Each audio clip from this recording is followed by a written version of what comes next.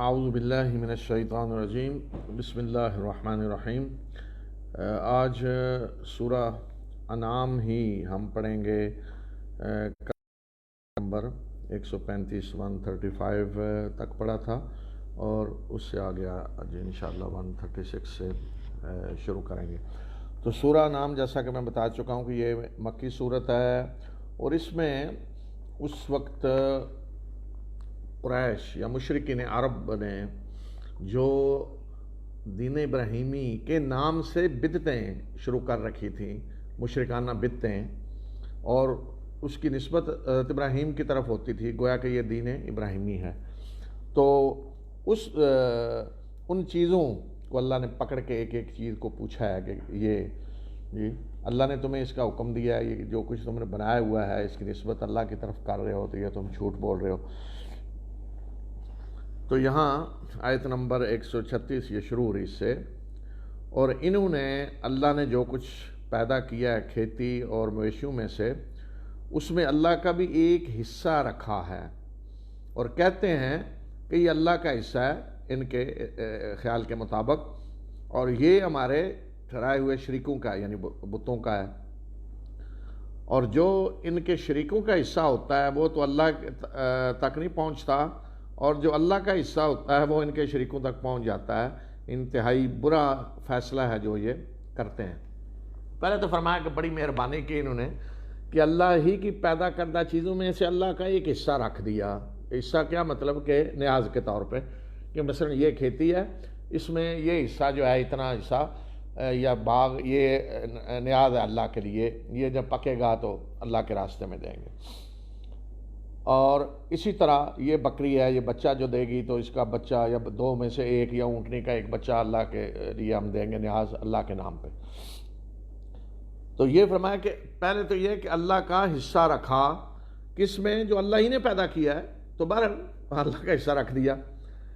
تو کہتے ہیں کہ یہ حصہ اللہ کا ہے، اور ساتھ ہی کس کا حصہ رکھ دیا؟ اپنے شرکاء کا، یعنی جو اللہ کے انہوں نے شریک ٹھہرائے ہوئے ہیں ان کا بھی حصہ رکھ دیا۔ ظلم دیکھیں کہ اللہ نے تو پیدا کیا ہے نا، اس لیے اس کا حق ہے کہ اس کے نام کی نیاز دی جائے، نظر دی جائے، اور انہوں نے کیا کیا ہے؟ جن کا اللہ کے برابر حصہ ان کا بھی رکھ رہے ہو، یہ ہے شرک۔ دیکھیں اللہ کا حق ہے کہ چونکہ وہ خالق ہے، اسی نے رزق دیا ہے، بکریاں اس نے دیں، گائے اس نے دیں، اونٹ اس نے دیے، فصلیں اس نے اگائیں، تو اس لیے شکر کے طور پہ اس کے نام کی نظر اور نیاز دو۔ لیکن انہوں نے کیا کیا؟ ساتھ اپنے ان شریکوں کا بھی حصہ رکھ لیا۔ پھر ظلم پہ ظلم دیکھیں کہ فرمایا کہ اللہ کا حصہ تو شریکوں کی طرف نہیں جاتا، اللہ کا حصہ شریکوں کی طرف چلا جاتا ہے، مگر شریکوں کا حصہ اللہ کی طرف نہیں آتا۔ کیا مطلب ہے اس کا؟ کہ اگر ان کے شریکوں کا جو حصہ ہے اس پہ کوئی آفت آ گئی جی تو کہیں گے جی وہ تو معاف نہیں کریں گے، تو اللہ کا حصہ ادھر دے دیا، چلو اللہ کی خیر ہے دیکھیں گے، ادھر اللہ کا حصہ ادھر دے دیا۔ لیکن اگر اللہ کا حصہ مارا گیا، یا جو بکری جانور اللہ کے لیے رکھا ہوا تھا وہ مر گیا، تو کوئی پرواہ یہ نہیں کہیں گے چلو جی ان کا شریکوں کا اللہ کو دے دیں، نہیں، اللہ کا ان کو دے دیں گے، ان کا اللہ کو نہیں دیں گے۔ اس کا مطلب ہے کہ ان سے زیادہ ڈرتے ہیں، اور یہ حقیقت ہے۔ جب انسان شرک کر رہا ہوتا ہے تو وہ اللہ کے شریک ٹھہرا رہا ہوتا ہے نا دوسرے، تو یہاں بھی کیا ہے؟ شریک ٹھہرا رہے ہیں۔ میں پھر آج اس طرح توجہ دلاتا ہوں، جو پہلے بھی میں نے بات کی شرک کی حقیقت بتاتے ہوئے، کہ کتنی غلط بات ہے جو ہم کہتے ہیں، کہہ دی جاتی کہ جی مشرکین عرب تو اللہ کو مانتے نہیں تھے۔ بھئی یہاں اللہ تعالیٰ کیا فرما رہا ہے کہ اپنی کھیتیوں میں، جانوروں میں اللہ کا حصہ رکھتے تھے، نیاز اللہ کے لیے رکھتے تھے، مقرر کرتے تھے، لیکن ساتھ بتوں کے لیے شرک تھا۔ یہ ہے شرک۔ تو اللہ کا حصہ ادھر نہیں جاتا، اللہ کا حصہ جو ہے وہ بتوں کی طرف چلا جاتا، اور بتوں کا حصہ اللہ کی طرف نہیں آتا تھا، بتوں سے زیادہ ڈرتے تھے۔ فرمایا کہ انتہائی برا فیصلہ ہے جو یہ کر رہے ہیں، اور اس کی وجہ خیر یہ بھی ہو سکتی ہے، ایک تو یہ کہ بتوں سے ڈرتے زیادہ ہیں، اور دوسرے کہ بتوں کے جو مجاور ہوتے ہیں نا وہ ڈراتے بہت ہیں نا، وہ تو اب جی حصہ نہ دیا تو مر جائیں گے، تمہارے سارے بچے مر جائیں گے، فصلیں ساری تباہ ہو جائیں گی۔ تو اللہ کا حصہ لے کر کوئی پیچھے ڈنڈا لے کے لینے والا نہیں ہوتا، تو بتوں والے تو ڈرا کے رکھتے ہیں کہ سارا کچھ، وہ تو ایسے لیتے ہیں نا جیسے بتا لیا جاتا ہے باقاعدہ، جی اگر بھینس کا دودھ نہ چڑھایا تو سارے تھن جو ہے ان میں خون کھانے لگے گا، تھن خراب ہو جائیں گے، گویا کہ استغفر اللہ کوئی اللہ کے نیک بندوں کو بدماش بنایا ہوا ہے، وہ بطخ خور بیٹھے ہوئے ہیں کہ اگر ان کی قبر پہ دودھ نہ چڑھایا بھینس کا تو وہ بھینس کی مشینری ساری خراب کر دیں گے۔ دیکھیں اللہ کے نیک بندوں کو کہاں پہنچا دیا، کس طرح کے تصورات ان کے بارے میں ہیں کہ وہ نعوذ باللہ و استغفر اللہ جی وہ کیا بنا دیا اللہ کے نیک بندوں کو۔ اور اسی طرح ان مشرکوں کے ٹھہرائے ہوئے شریکوں نے ان کے لیے قتل اولاد کو خوشنما بنا دیا تاکہ یہ ان کو برباد کریں اور تاکہ ان کا دین ان کے لیے گھپلا بنا دیں، اور اگر اللہ چاہتا تو یہ نہ کرتے، چھوڑ دیں ان کو اور جو کچھ یہ افتراء پردازیاں کر رہے ہیں۔ یعنی ان کے شریک یہ مجاور جو ہوتے تھے، اصل تو شریعت تو وہ بناتے تھے نا آگے، تو قتل اولاد کو خوشنما بنا دیا۔ دیکھیں قتل اولاد کی جو شکلیں تھیں نا جاہلیت میں، ایک تو ہوتا تھا فقر و فاقہ کی وجہ سے، اور ایک ہوتا تھا بتوں کی وجہ سے کہ فلاں بت ناراض ہے، وہ تمہاری ساری اولاد کو مار دے گا، ایک بیٹے کو اس کے لیے قربان کر دو، تو وہ بیٹوں کو ذبح کر دیتے بتوں کے لیے۔ ایک قتل اولاد کی شکل یہ تھی۔ تو فرمایا کہ ان کے ٹھہرائے ہوئے شریکوں نے ان کے لیے قتل اولاد کو خوشنما بنا دیا ہے، ایک رسم بن گئی۔ دیکھیں جب مذہب کے نام پہ کوئی چیز بن جاتی ہے نا، اب مثلا ہندوازم میں جی یہ عورت کو جلا دینا، مرد کے اس کے شوہر کے مرنے کے بعد اس کے ساتھ جلا دینا، کتنی درندگی، زندہ انسان کو جلا دینا، لیکن یہ مذہب تھا نا، تو خوشنما بن جاتی۔ جو چیز مذہب کے نام پہ ہو رہی ہوتی وہ خوشنما بن جاتی۔ تو فرمایا قتل اولاد کو، ان کی اولادوں کے قتل کو ان کے ٹھہرائے ہوئے شریکوں نے خوشنما بنا دیں، لیردم، تاکہ ان کا ستیہ ناش کریں دین کے نام پہ، بیڑا غرق کر رہے ہیں ان کا، اور ان کا دین ان کے لیے اس طرح گھپلا بنا دیں کہ یہ دین ہے کہ جو قتل اولاد کا حکم دے رہا ہے۔ فرمایا کہ اگر اللہ چاہتا تو یہ نہ کرے، یعنی اللہ زبردستی روکتا تو مجال نہیں تھی کسی کی، لیکن اللہ نے چونکہ دنیا میں آزادی دی ہے ہر ایک کو، جو کرنا چاہتا ہے کرے، جو کفر کرنا چاہتا ہے کرے، ایمان لانا چاہتا ہے کرے، جو جس قسم کی کو حرکتیں دین کے نام پہ کرنا چاہتا ہے، جو مذہب اپنا بنا کر اللہ نے آزادی دی ہے، یہی تو امتحان ہے دنیا میں۔ پھر آگے ان کی مزید مشرکانہ بدتوں کا ذکر ہے، اور یہ کہتے ہیں کہ یہ مویشی اور یہ کھیتی ہے جو محفوظ ہے، اس کو کوئی نہیں کھا سکتا سوائے اس کے کہ جس کو ہم کھلانا چاہیں، جس کو ہم کھلائیں ان کے خیال کے مطابق، اور یہ مویشی ہیں جن کی پیٹھ حرام کر دی گئی ہے، یعنی ان پہ کوئی سواری نہیں کرے گا، بار برداری کا کام نہیں لیا جائے گا، یعنی مقدس بن گئے ہیں۔ اور یہ کچھ مویشی ایسے ہیں کہ جن پہ یہ اللہ کا نام نہیں لیتے، یعنی ذبح کرتے وقت اس پہ جھوٹ باندھتے ہوئے، اور جو افتراء پردازیاں یہ کرتے رہے ہیں، اللہ ان کی انہیں سزا دے گا۔ یہ مشرکانہ بدعتیں، یہ مویشی کہ جی ان کو کوئی نہیں کھا سکتا، ہم بتائیں گے کون کھا سکتا ہے، مویشی حلال ہے بھائی، جو چاہے کھانے، نہیں ہم بتائیں گے جی۔ اور کھیتیاں یہ ہیں، ان کو بھی اسی طرح، یہ مویشیاں جی مقدس ہیں، ان کے نہ کوئی سواری کر سکتا ہے، ان پہ نہ کوئی بار برداری کا کام لیا جائے گا۔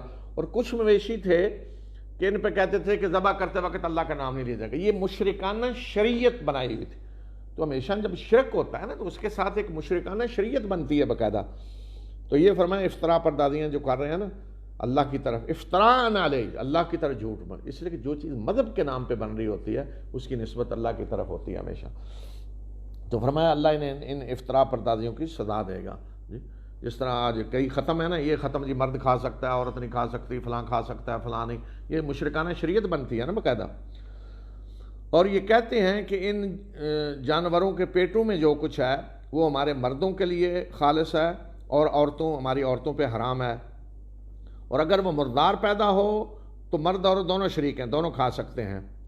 اللہ ان باتوں کی انہیں سزا دے گا جو یہ تجویز کر رہے ہیں، اور بے شک وہ دانا ہے اور جاننے والا ہے کہ یہ جانور ہیں، بکری بچہ دینے والی ہے یہ، اگر مرد ہو ان کے یہ خالص ہمارے مردوں کے لیے ہے، عورتوں پہ حرام ہے جی۔ اور اگر مردہ یعنی زندہ بچہ دے تو مرد جو ہیں ان کے لیے حلال ہے، عورتوں پہ حرام ہے، اور اگر مردہ پیدا ہو تو دونوں کھا سکتے ہیں جی۔ یہ قانون شریعت مشرکانہ بنا ہوا تھا۔ یقیناً خسارے میں مبتلا ہوئے وہ لوگ، بیڑا غرق کر لیا انہوں نے اپنا، کہ جنہوں نے اپنی اولادوں کو نادانی میں نہ بغیر علم کے قتل کیا، یعنی بتوں خوشنما بنا دیا ان کے مجاوروں نے، اور اللہ نے انہیں جو رزق دیا اس کو انہوں نے اپنے اوپر حرام کر لیا، اللہ پہ افتراء پردازی کرتے ہوئے، جھوٹ باندھتے ہوئے اللہ پہ کہ اللہ نے حرام کیا یہ، یقیناً وہ گمراہ ہو گئے اور وہ ہدایت یافتہ نہیں تھے۔ اللہ کے پاکیزہ رزق کو اپنے اوپر حرام کر لیا۔ دیکھیں اللہ کا اختیار ہے، اللہ جس کو چاہے حرام قرار دے، تو انہوں نے اپنے اوپر حرام کر لیا وہ جو اللہ نے ان کے لیے حلال کیا ہوا تھا۔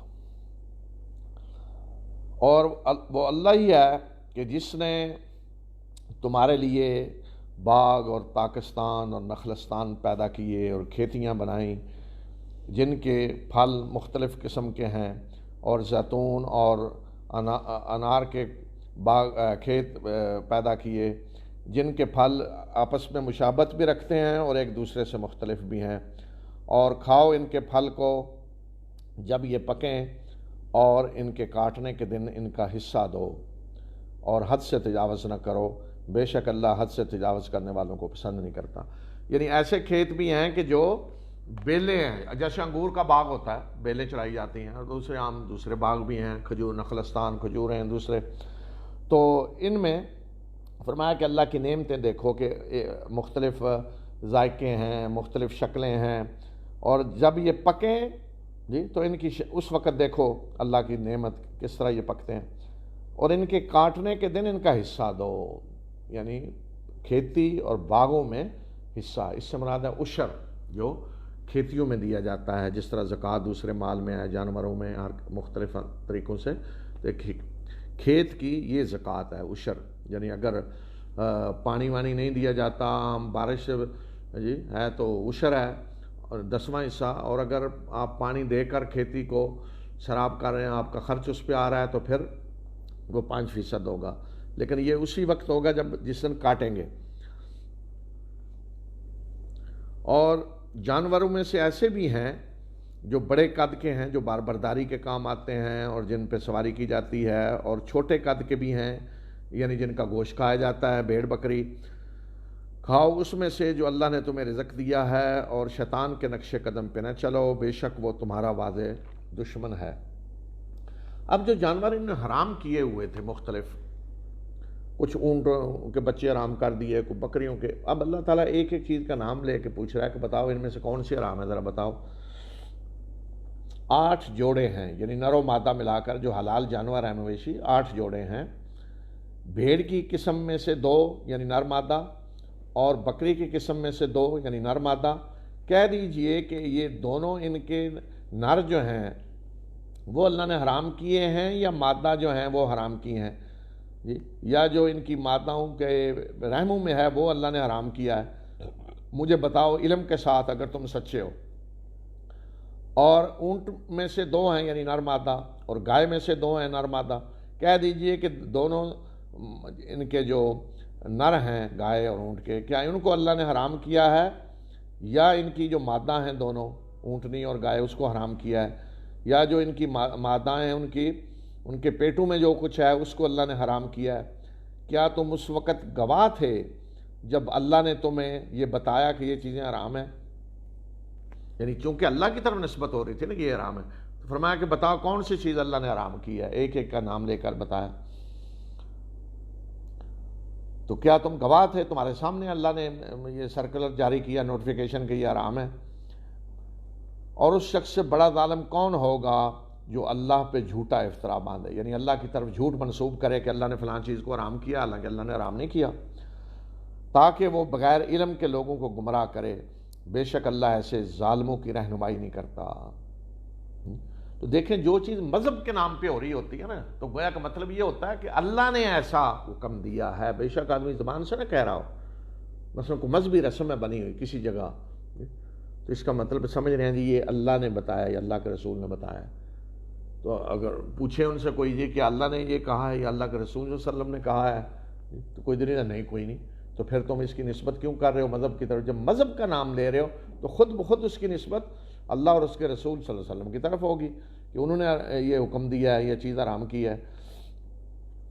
کہہ دیجئے کہ میری طرف جو وحی کی گئی ہے، میں تو اس میں اس کے سوا کسی چیز کو حرام نہیں، کسی کھانے والے کے لیے کسی چیز کو حرام نہیں پاتا کہ وہ مردار ہو، یعنی جو چیز حرام کی گئی ہے اس وحی کے مطابق جو میری طرف کی گئی ہے، تو میں تو کسی کھانے والے پہ اس کے سوا کسی چیز کو حرام نہیں پاتا اس وحی کے مطابق، کہ وہ مردار ہو یا خون ہو بہتا ہوا شرط لگا دی کہ جو خون گوشت کے ساتھ ملا ہوا ہوتا ہے، صاف کیے بغیر ساتھ رہ جاتا ہے، وہ نہیں ہے حرام. بہنے والا جانور ذبح کرتے وقت جو خون بہتا ہے، کہ الا یہ کہ وہ مردار ہو یا بہتا ہوا خون ہو یا خنزیر کا گوشت ہو، بے شک یہ گندگی ہے اور فسق ہے. اور وہ جو اللہ کے سوا کسی اور کا نام جس پہ نام لیا گیا ہو، اور جو شخص مجبور ہو بغیر اس کے کہ اس کے اندر اس کو حرام کو کھانے کی خواہش ہو اور نہ ہی وہ حد سے تجاوز کرے، تو بے شک تیرا رب بخشنے والا مہربان ہے. یہی پیچھے جو حکم گزر چکا ہے. تو فرمایا کہ یہ چیزیں ہیں جو حرام ہیں، باقی اللہ نے کوئی چیزیں حرام نہیں کی. تو گویا کہ وہ کہتے تھے کہ یہ شریعت ابراہیمی میں حرام چلی آ رہی ہیں، حالانکہ شریعت ابراہیمی میں یہی چیزیں حرام تھیں. مردار ہے، خنزیر کا گوشت ہے، اور جس چیز پہ غیر اللہ کا نام لیا گیا ہے، خون جو آج حرام ہے. اور جو لوگ یہودی ہوئے ان پہ ہم نے ہر ناخنوں والے جانور حرام کر دیے، اور گائے اور بکری کی چربیاں ان پہ حرام کر دیں، سوائے اس کے جو ان کی پیٹھوں پہ لگی ہوئی ہوں یا آنتوں کے ساتھ چمٹی ہوئی ہوں یا ہڈی کے ساتھ لگی ہوئی، یعنی جو چربی ہڈی کے ساتھ لگی ہوئی ہے، آنتوں کے ساتھ ہے یا پیٹھوں کے ساتھ ہے، اس کے سوا چربی ہم نے حرام کر دی. یہ ہم نے ان کی سرکشی کی انہیں سزا دی، اور بے شک ہم سچے ہیں. یعنی یہ بھی حرام نہیں تھی، سزا دی. سزا جب اللہ دیتا ہے تو لوگ خود حرام کرتے ہیں، ان کے فقیہ جو ہے نا وہ حرام کرتے ہیں، لیکن اللہ بھی چھوڑ دیتا ہے سزا کے طور پہ. تو اس طرح سزا ملتی ہے اللہ تعالیٰ کی طرف سے. اگر یہ آپ کو جھٹلاتے ہیں تو کہہ دیجئے کہ تمہارا رب بڑی وسیع رحمت والا ہے، اور اس کی سزا کو مجرموں سے روکا نہیں جا سکتا. جب اس کی سزا کا ٹائم آ جائے تو پھر اس کی سزا کو لوٹایا نہیں جا سکتا. اور جن لوگوں نے شرک کیا وہ کہتے ہیں کہ اگر اللہ چاہتا تو نہ ہم شرک کرتے اور نہ ہمارے آباء و اجداد شرک کرتے، اور نہ ہی ہم کسی چیز کو حرام ٹھہراتے. اسی طرح ان سے پہلے گزرے ہوئے لوگوں نے بھی جھٹلایا، یہاں تک کہ انہوں نے ہماری سزا کا عذاب کا مزہ چکھ لیا. کہہ دیجئے کہ کیا تمہارے پاس کوئی علم ہے تو اس کو ہمارے سامنے نکال کر لاؤ. تم تو صرف اور صرف گمان کی پیروی کر رہے ہو اور محض کیا سرائیاں کر رہے ہو. یہ بھی ایک بڑا عجیب فلسفہ ہے جی. جب کوئی فرق نہیں کرتا نا اللہ تعالیٰ کی پسند کو اور مشیت کو جی، اللہ تعالیٰ کی مشیت کہ اللہ کی اذن کے بغیر کچھ نہیں ہو سکتا ظاہر ہے. تو جو آدمی شرک کرتا ہے تو زبردستی تو نہیں کر رہا نا. اگر اللہ روکنا چاہے تو مجال نہیں کہ شرک کرے. تو یہ فلسفہ وہ مشرک کہتے تھے کہ اگر اللہ چاہتا تو ہمیں روک دیتا. اگر اللہ کو شرک ناپسند ہے تو اللہ ہمیں روک دیتا، نہ ہم شرک کرتے نہ ہمارے باغداد، اور ایک چیز اگر ہم نے جو کی تو اللہ چاہتا تو روک دیتا. یعنی وہ کہتے کہ اللہ کو زبردستی روک دینا چاہیے، اور اگر اللہ نے زبردستی نہیں روکا تو اس کا مطلب ہے کہ اللہ کو پسند ہے یہ چیز. تو یہ غلط فہمی ہے جس میں لوگ پہلے بھی مبتلا ہوتے ہیں اور آج بھی مبتلا ہو جاتے ہیں بعض لوگ، کہ جب گویا کہ وہ برا کام کر رہے ہیں تو سمجھتے ہیں کہ اگر یہ برا کام ہے اللہ کے ہاں تو اللہ ہمیں روک دے. اللہ نے ہمیں روک دے کا مطلب اللہ ہماری ٹانگیں توڑ دے. اگر ہم بت پرستی کے لیے جا رہے ہوں یا شراب خانے جا رہے ہوں تو ادھر جائیں تو ہماری ٹانگیں ٹوٹ جائیں. تو جب ٹانگیں نہیں ٹوٹیں جی تو اس کا مطلب ہے کہ اللہ کو پسند ہے. تو اسی طرح فرمایا کہ پہلے لوگ بھی اسی طرح کی بحثیں کر کے انہوں نے بھی جھٹلایا. تو اصل بات یہ ہے کہ اس میں کوئی شک نہیں کہ اگر اللہ زبردستی کسی کو روکنا چاہے تو کس کی مجال ہے کہ شرک کرے. لیکن دنیا میں اللہ نے قانون یہ بنایا ہے کہ وہ زبردستی کسی کو نہ کفر سے روکے گا، نہ کفر پہ مجبور کرے گا کسی کو، نہ ایمان پہ مجبور کرے گا کسی کو، اور نہ زبردستی ایمان سے روکے گا. اس نے آزادی دی ہے دنیا کے اندر.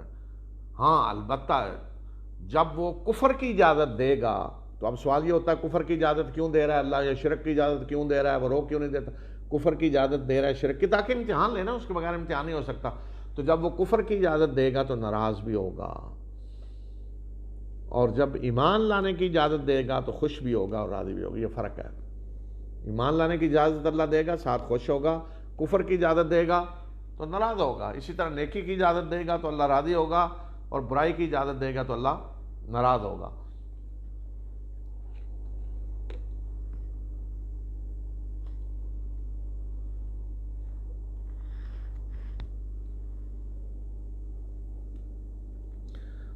کہہ دیجئے کہ اثر انگیز حجت تو اللہ کے لیے کی ہے، اور اگر اللہ چاہتا تو تم سب کو ہدایت دے دیتا. یعنی اگر وہ زبردستی چاہتا تو سب کو ہدایت دیتا تھا. کسی کے میں جہل نہیں تھی، لیکن اس نے زبردستی کا طریقہ نہیں اختیار کیا، جبر کا طریقہ نہیں اختیار کیا. اس نے دنیا میں آزادی دی ہے. کہہ دیجئے کہ بلا لو اپنے گواہوں کو جو گواہی دیتے ہیں کہ اللہ نے ان چیزوں کو حرام کیا ہے.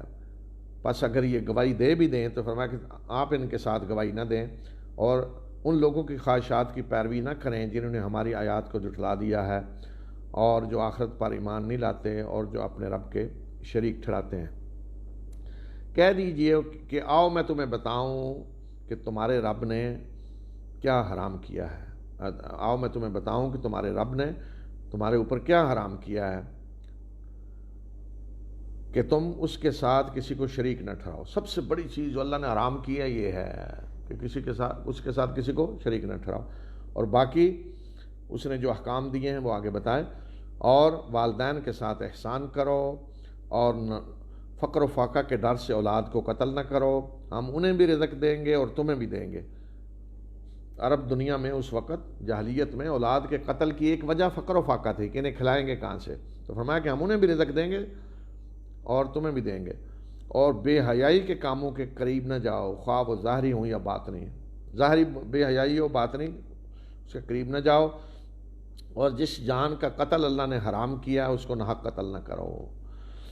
اور یہ وہ باتیں ہیں جن کی اللہ نے تمہیں تاکید کی ہے تاکہ تم عقل سے کام لو. یعنی یہ بڑے بڑے گناہ ہیں اور بڑے بڑے اچھے نیکی کے کام ہیں. والدین کے ساتھ احسان، اور بڑے بڑے گناہ آگے بتائے ہیں جن سے اللہ نے روکا ہے جو حرام کیے ہیں. یعنی اولاد کو قتل کرنا، اور بے حیائی کے کام کرنا، قتل، عام انسان کا قتل.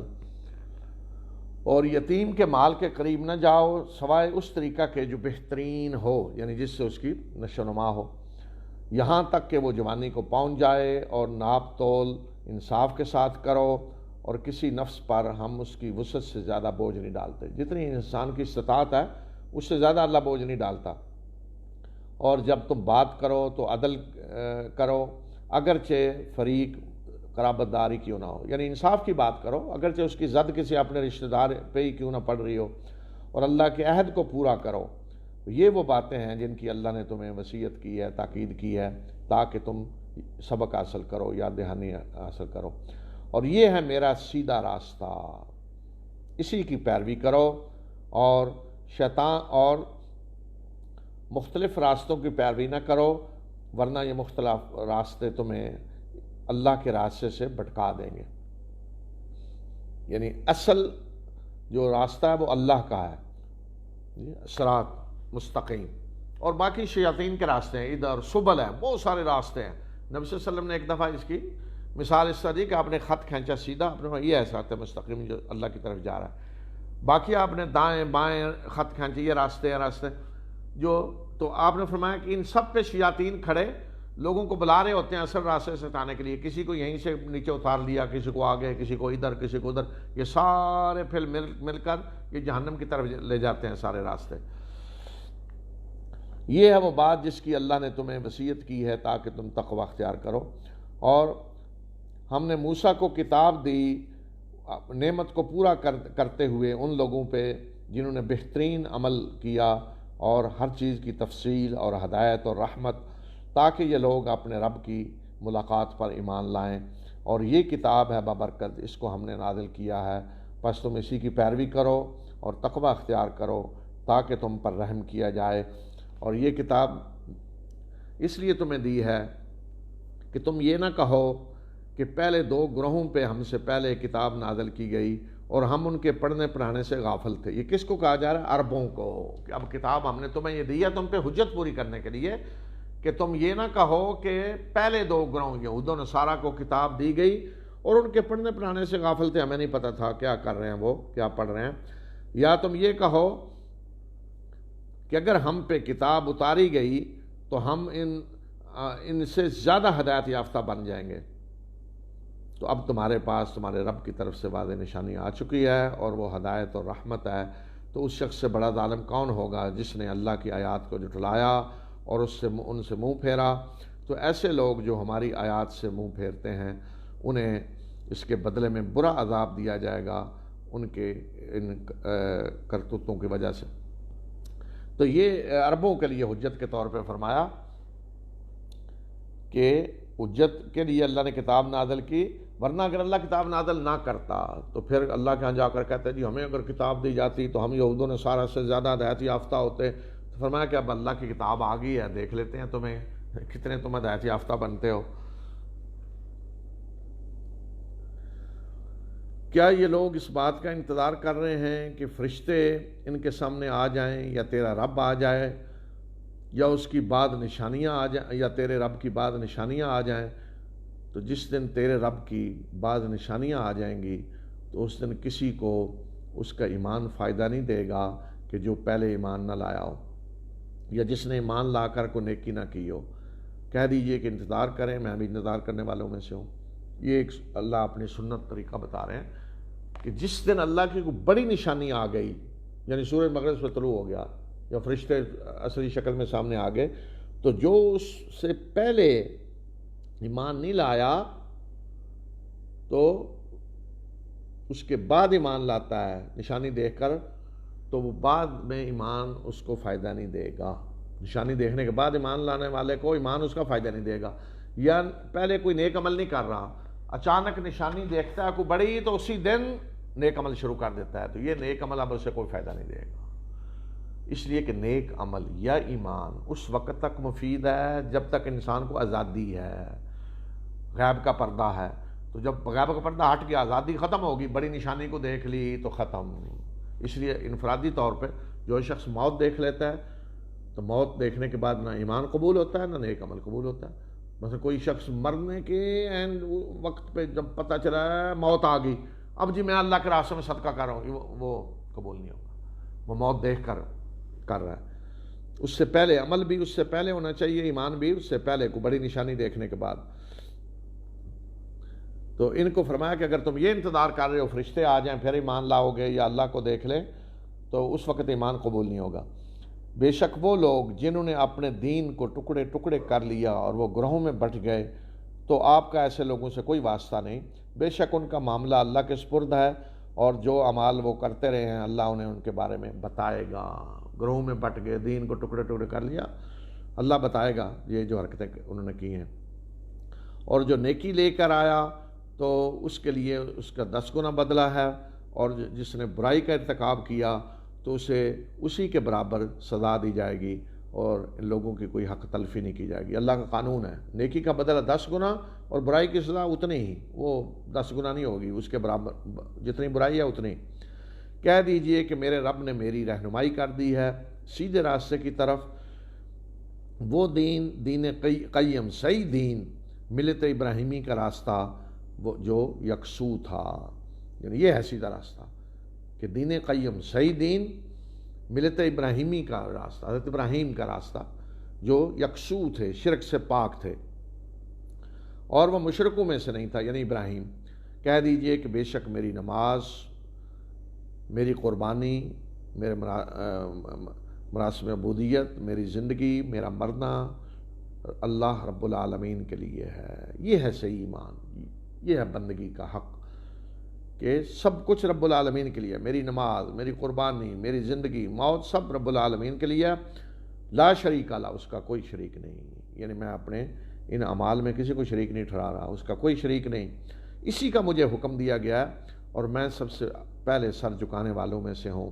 کہہ دیجئے کہ میں اللہ کو چھوڑ کر کسی اور کو رب تلاش کروں، حالانکہ وہی ہر چیز کا رب ہے، اسی نے ہر چیز پیدا کی، وہی خالق ہے. اس کو چھوڑ کر میں کسی اور کا رب بناؤں؟ اور ہر نفس جو کمائی کرے گا تو اس کا وبال اسی پر ہوگا اور کوئی بوجھ اٹھانے والا کسی کا بوجھ نہیں اٹھائے گا. یہ بھی اللہ کا قانون ہے، ہر ایک نے اپنا بوجھ اٹھانا ہے. کوئی دوسرے کا بوجھ نہیں اٹھائے گا. کو آ کے کہے بھی نا کسی کو قیامت کے دن جی میں بوجھ اٹھا لوں گا، نہیں، کوئی کسی کا بوجھ نہیں اٹھائے گا، ہر ایک نے اپنا بوجھ اٹھانا ہے. پھر تم سب کا پلٹنا ہوگا تمہارے رب ہی کی طرف، اور جو اختلاف تم کرتے رہے ہو ان کے بارے میں وہ تمہیں بتائے گا.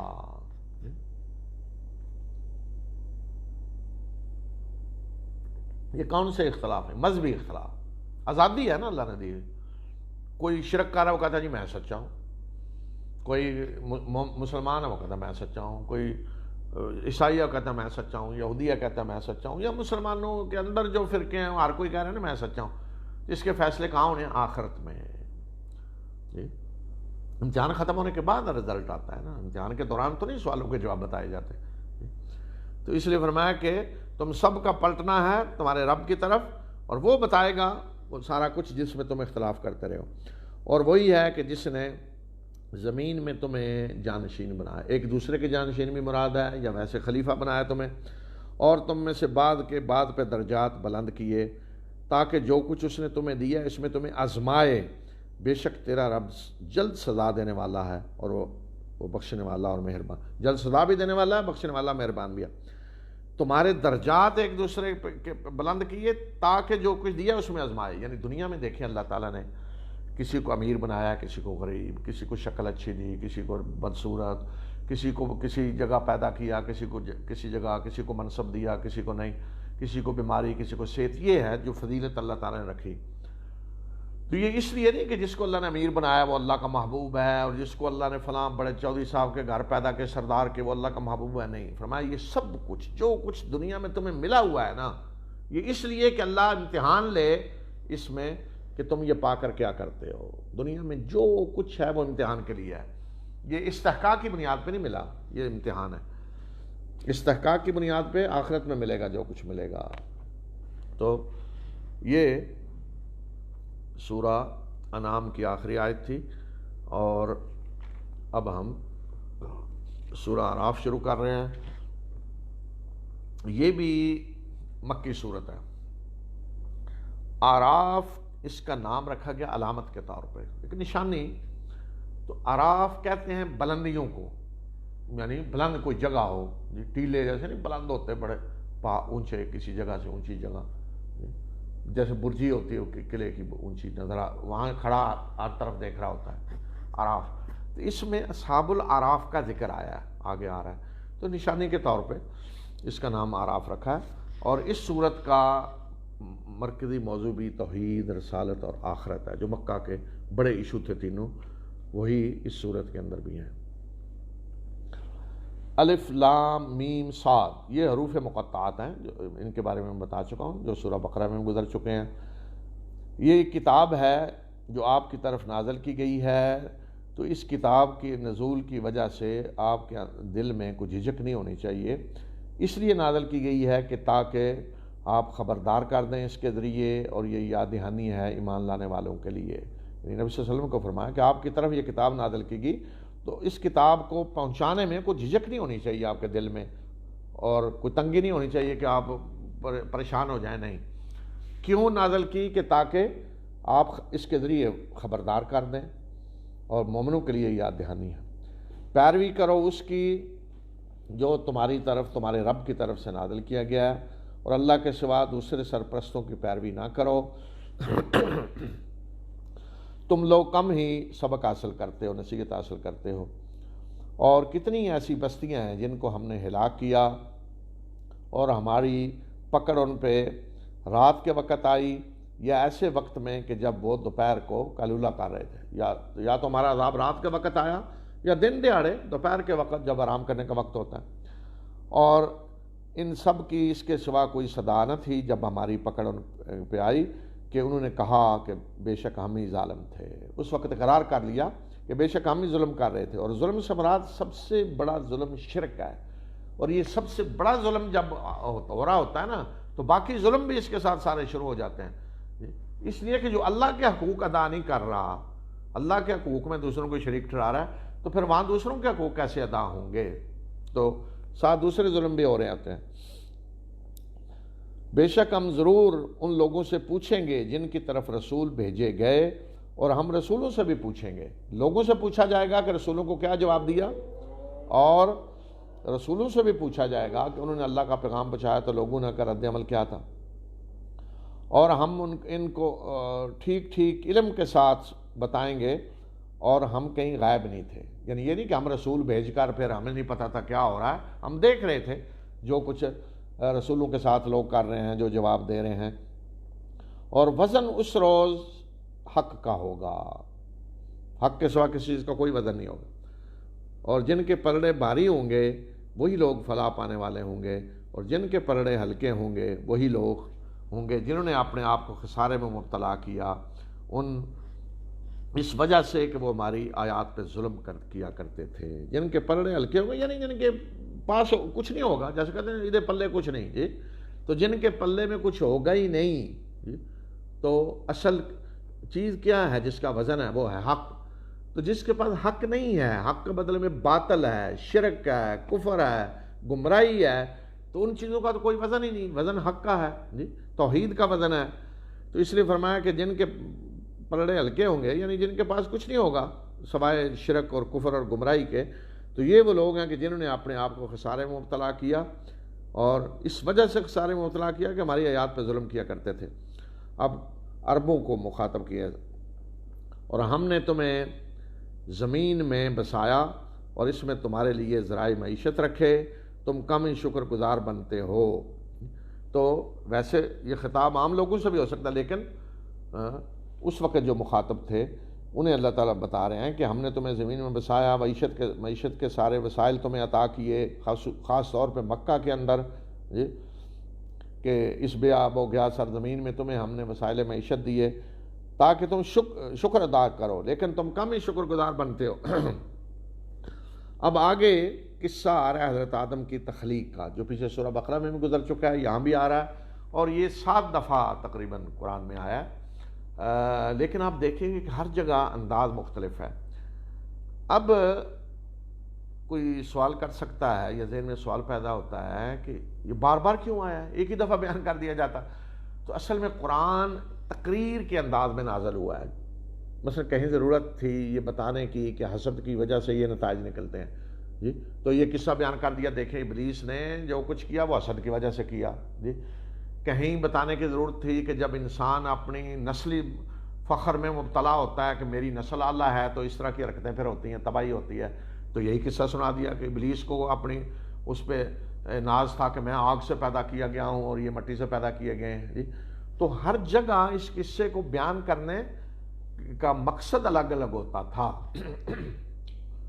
تو اب یہ تو نہیں ہو سکتا تھا کہ کہہ دیا جائے جی اچھا وہ ابلیس والا قصہ جا کے سن لو، تو کہاں وہ ریکارڈ تھا کہیں موجود کہ سن لیں جی، اور کچھ جا کے نہ سنیں تو پھر مثلا آج جب کوئی تقریر کر رہا ہو شخص تو اس نے تقریر کے دوران کسی واقعہ کو سنانا ہے کسی خاص مقصد کے لیے تو وہ سنائے گا نا، وہ یہ تو نہیں کہے گا میری فلاں وہ آڈیو ویڈیو ہے جا کے سن لیں، تو نہ سنے جا کے، تو پھر تو اس وقت تو ایسا تھا بھی نہیں، یا یہ قرآن لکھا ہوا بھی نہیں تھا.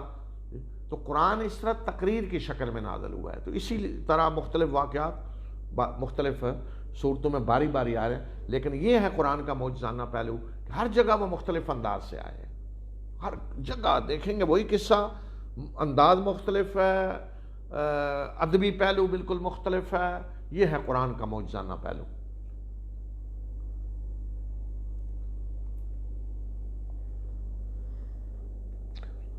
اور ہم نے تمہیں پیدا کیا، پھر ہم نے تمہاری شکلیں بنائیں، تصویر بنائی، یعنی آدم کی تصویر. پھر ہم نے فرشتوں کو کہا کہ آدم کو سجدہ کرو، تو سب نے سجدہ کیا سوائے ابلیس کے، وہ سجدہ کرنے والوں میں سے نہیں تھا. تو اللہ تعالیٰ نے فرمایا کہ جب میں نے تمہیں حکم دیا تو تمہیں کس چیز نے سجدہ کرنے سے روکا؟ اس نے کہا کہ میں اس سے بہتر ہوں، یعنی آدم سے. تو نے مجھے آگ سے پیدا کیا اور اسے مٹی سے پیدا کیا. تو یہاں یہ واقعہ بیان کیا جا رہا ہے یہ بتانے کے لیے کہ جو ہے نا نسلی فخر جی، یہ گمراہی کا سبب بنتا ہے. تو اللہ تعالیٰ نے فرمایا نکل جا یہاں سے، تجھے کوئی حق نہیں ہے کہ تو یہاں تکبر کرے، نکل جا، بے شک تو ذلیل لوگوں میں سے ہے. اس نے کہا کہ مجھے اس دن تک کے لیے مہلت دے دیں جس دن انہیں اٹھایا جائے گا، مرنے کے بعد اٹھائے جانے تک مجھے مہلت دے دیں. کس چیز کی مہلت دے دیں؟ آزادی دے دیں کہ میں انہیں گمراہ کر سکوں، یہ آزادی اسے ملی ہوئی ہے۔ تو اللہ تعالیٰ نے جواب میں فرمایا قال انک من المنظرین، اللہ تعالیٰ نے فرمایا تجھے آزادی دے دی گئی، مہلت دے دی گئی، مہلت دے دی گئی۔ اللہ کے اذن کے بغیر تو کچھ نہیں ہو سکتا نا، تو اس لیے مہلت دے دی، اذن دے دیا، پرمیشن اللہ نے دے دی کہ تمہیں اختیار ہے گمراہ کرنے، لیکن اس میں کوئی زبردستی نہیں ہو سکتی، صرف پیغام دے گا وہ، بس پیغام، اس سے زیادہ کچھ نہیں۔ اللہ کے انبیاء بھی پیغام اپنا دے رہے ہیں، دعوت دے رہے ہیں، وہ بھی صرف دعوت دے سکتا ہے، اس سے زیادہ کچھ نہیں۔ یہ نہیں کہ نماز پڑھنے جا رہا ہے تو اس کی ٹانگیں توڑ دے، کسی کو اغوا کر کے لے جائے، جی کسی کی ٹینکی میں جا کے زہر ڈال دے بندے مارنے کے لیے، تو یہ اختیار نہیں ہے، صرف دعوت دے سکتا ہے بس۔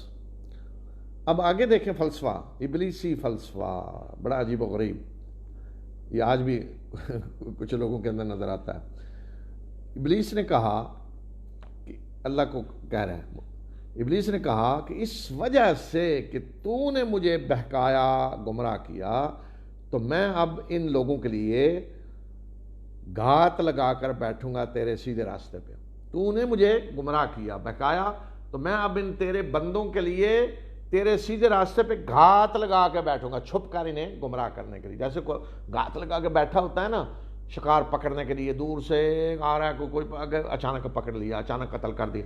فرمایا کہ میں تیرے سیدھے راستے پہ گھات لگا کر بیٹھوں گا ان کے لیے، اور پھر میں ان کے آگے سے، پیچھے سے، دائیں بائیں، ہر طرف سے گھیروں گا، اور تو ان میں سے اکثر کو شکر گزار نہیں پائے گا۔ سب سے بڑا مشن کیا ہے کہ اللہ کا نہ شکرہ بنانا، اور شرک نہ شکری ہے اصل میں، اور توحید اللہ کا شکر ادا کرنا ہے۔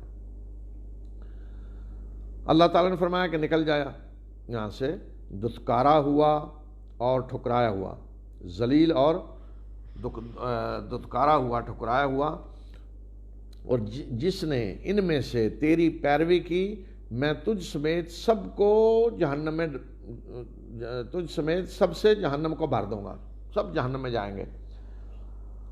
اور ہم نے آدم سے کہا کہ اے آدم، تم اور تمہاری بیوی اس جنت میں رہو، اور اس میں سے جہاں سے چاہو کھاؤ، بس اس درخت کے قریب نہ جانا ورنہ تم ظالموں میں سے ہو جاؤ گے۔ تو شیطان نے انہیں پھسلایا، وسوسہ اندازی کی، تاکہ وہ ان کے سامنے ان کی وہ جسم کے شرم کے اسے کھول دے جو ان سے چھپائے گئے تھے۔ اور اس نے کہا کہ تمہارے رب نے اس درخت سے صرف تمہیں اس وجہ سے منع کیا ہے کہ کہیں تم فرشتے نہ بن جاؤ یا ہمیشہ زندہ رہنے والے نہ بن جاؤ۔ یعنی بہکایا کیسے؟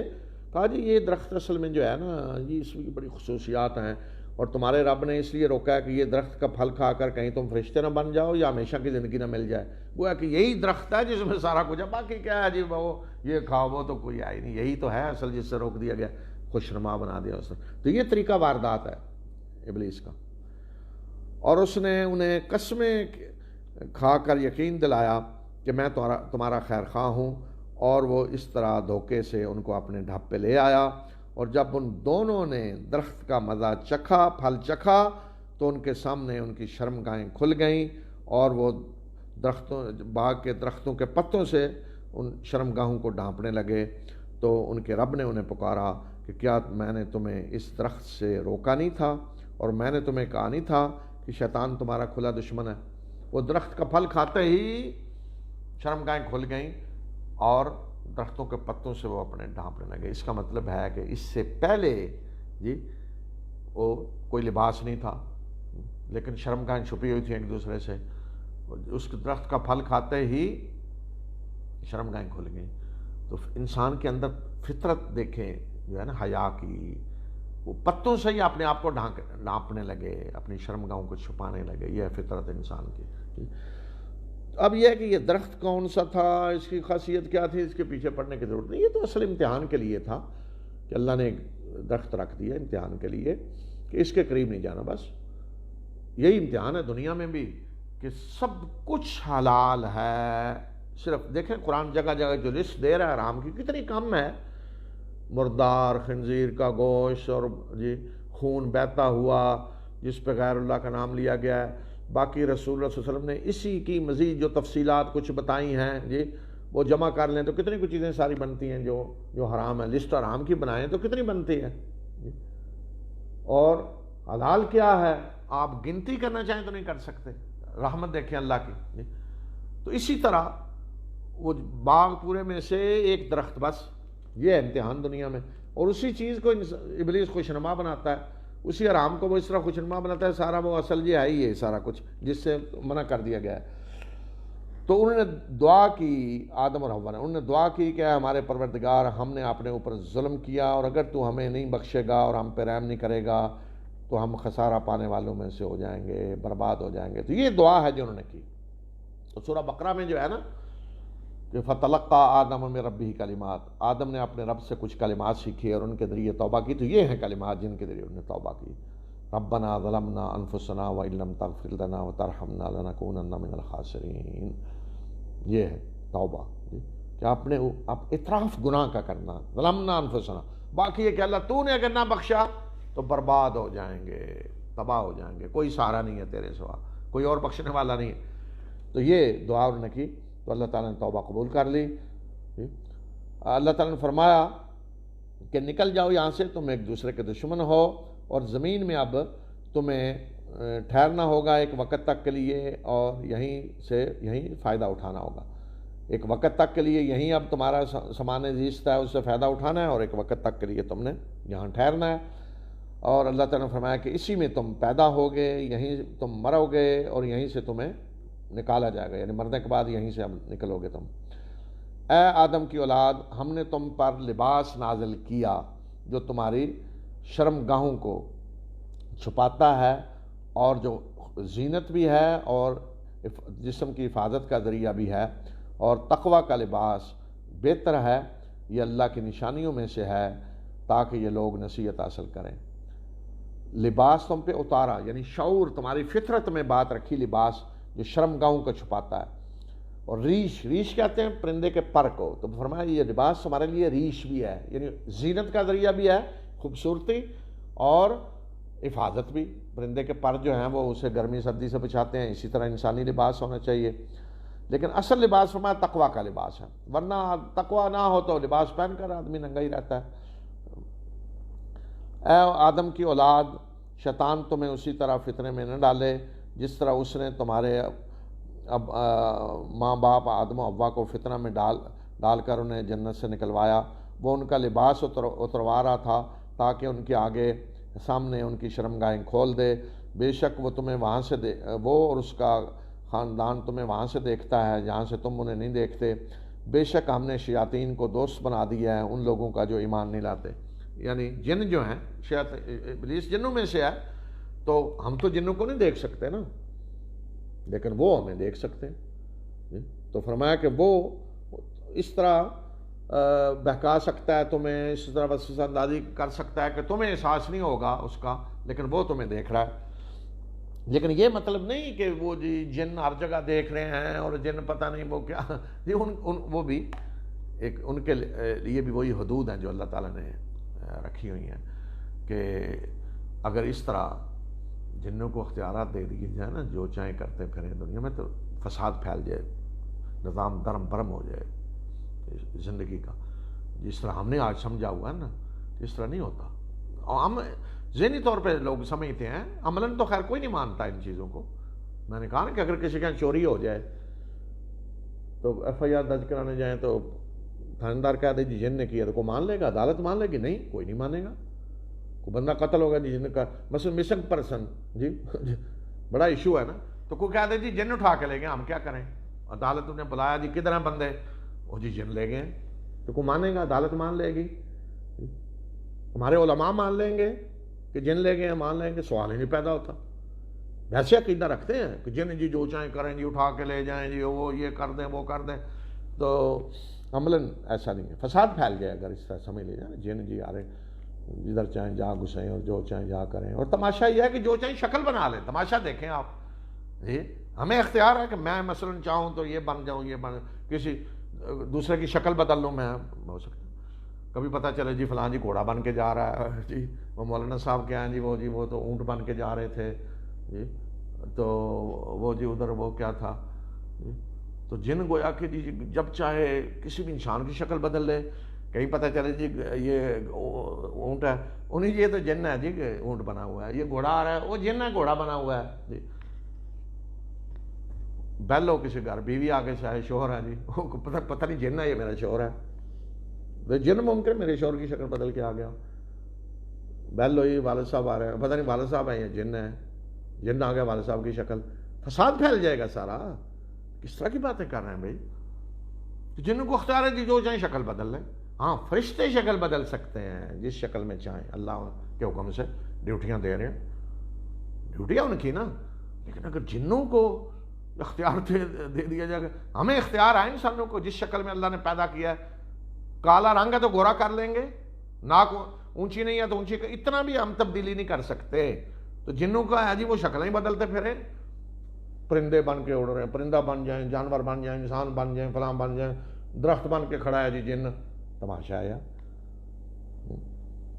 تو یہ نہیں کہ وہ اس طرح، حدود ہے ان کے لیے، اس حد سے آگے نہیں وہ جا سکتے۔ اور جب یہ لوگ کسی بے حیائی کا ارتکاب کرتے ہیں تو کہتے ہیں کہ ہم نے اس پہ اپنے آباء و اجداد کو پایا ہے اور اللہ نے ہمیں اس کا حکم دیا بے حیائی کے کام کا۔ کہہ دیجئے کہ بے شک اللہ بے حیائی کا حکم نہیں دیتا، کیا تم اللہ کی طرف نسبت کر کے وہ باتیں کہتے ہو جو جانتے نہیں؟ یعنی اللہ نے حکم دیا، جب مذہب میں بے حیائی لے آئیں، مذہب میں، جس کا مطلب پھر یہی ہے نا کہ اللہ نے اس کا حکم دیا، مذہب تو اللہ کی طرف نسبت ہوتی ہے نا، ہمارا کہ اللہ بے حیائی کا حکم نہیں دیتا، کبھی یاد رکھیں۔ تو دین میں کبھی بے حیائی نہیں ہو سکتی، کوئی بے حیائی کا کام ہے تو وہ دین کا کام نہیں ہو سکتا، اس کا دین سے کوئی تعلق نہیں ہو سکتا۔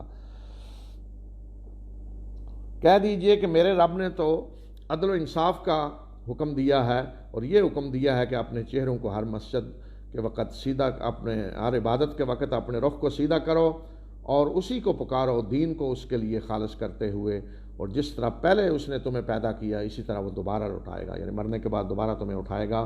ایک گروہ کو اس نے ہدایت دی اور ایک گروہ پہ گمراہی چسپاں ہو کر رہ گئی، اور یہ وہ لوگ ہیں، یعنی جو گمراہ ہوئے، یہ وہ لوگ ہیں کہ جنہوں نے اللہ کو چھوڑ کر شیاطین کو اپنا دوست بنایا اور وہ سمجھتے رہے کہ وہ ہدایت یافتہ ہیں، شیاطین کو دوست بنایا اور سمجھ رہے ہیں کہ ہدایت یافتہ ہیں۔ اے بنی آدم، عبادت کے وقت زیب و زینت اختیار کرو اور کھاؤ اور پیو اور حد سے تجاوز نہ کرو، اللہ حد سے تجاوز کرنے والوں کو پسند نہیں کرتا۔ عند کلی مسجد، مسجد عبادت کے لیے ہوتی ہے نا، فرمایا کہ ہر عبادت کے وقت زینت اختیار کرو، اچھا لباس پہنو۔ بعض دفعہ مذہب کے نام پہ اچھا لباس پہننا برا سمجھ لیا جاتا ہے، اچھا کھانا برا سمجھ لیا جاتا ہے۔ ہمارے یہاں تو جو تصور ہے نا آج مذہب کا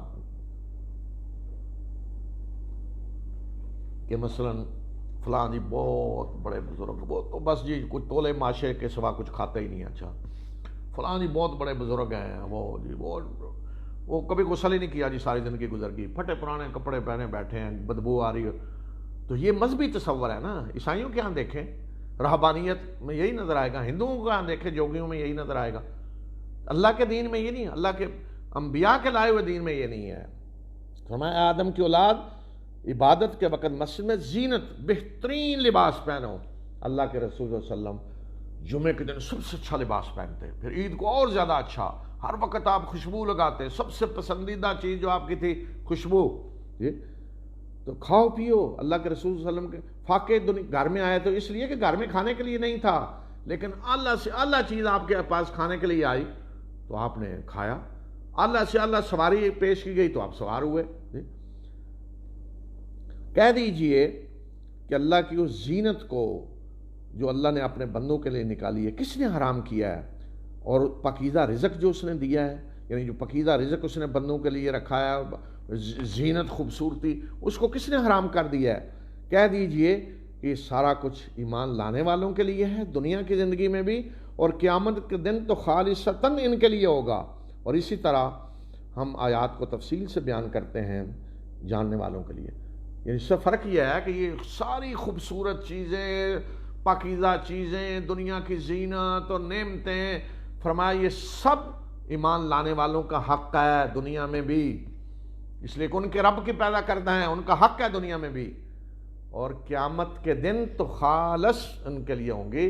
دنیا میں دوسرے بھی شریک ہیں، دوسروں کو بھی مل رہا ہے، قیامت کے دن کسی کافر مشرک کو ایک گھونٹ پانی بھی نہیں ملے گا۔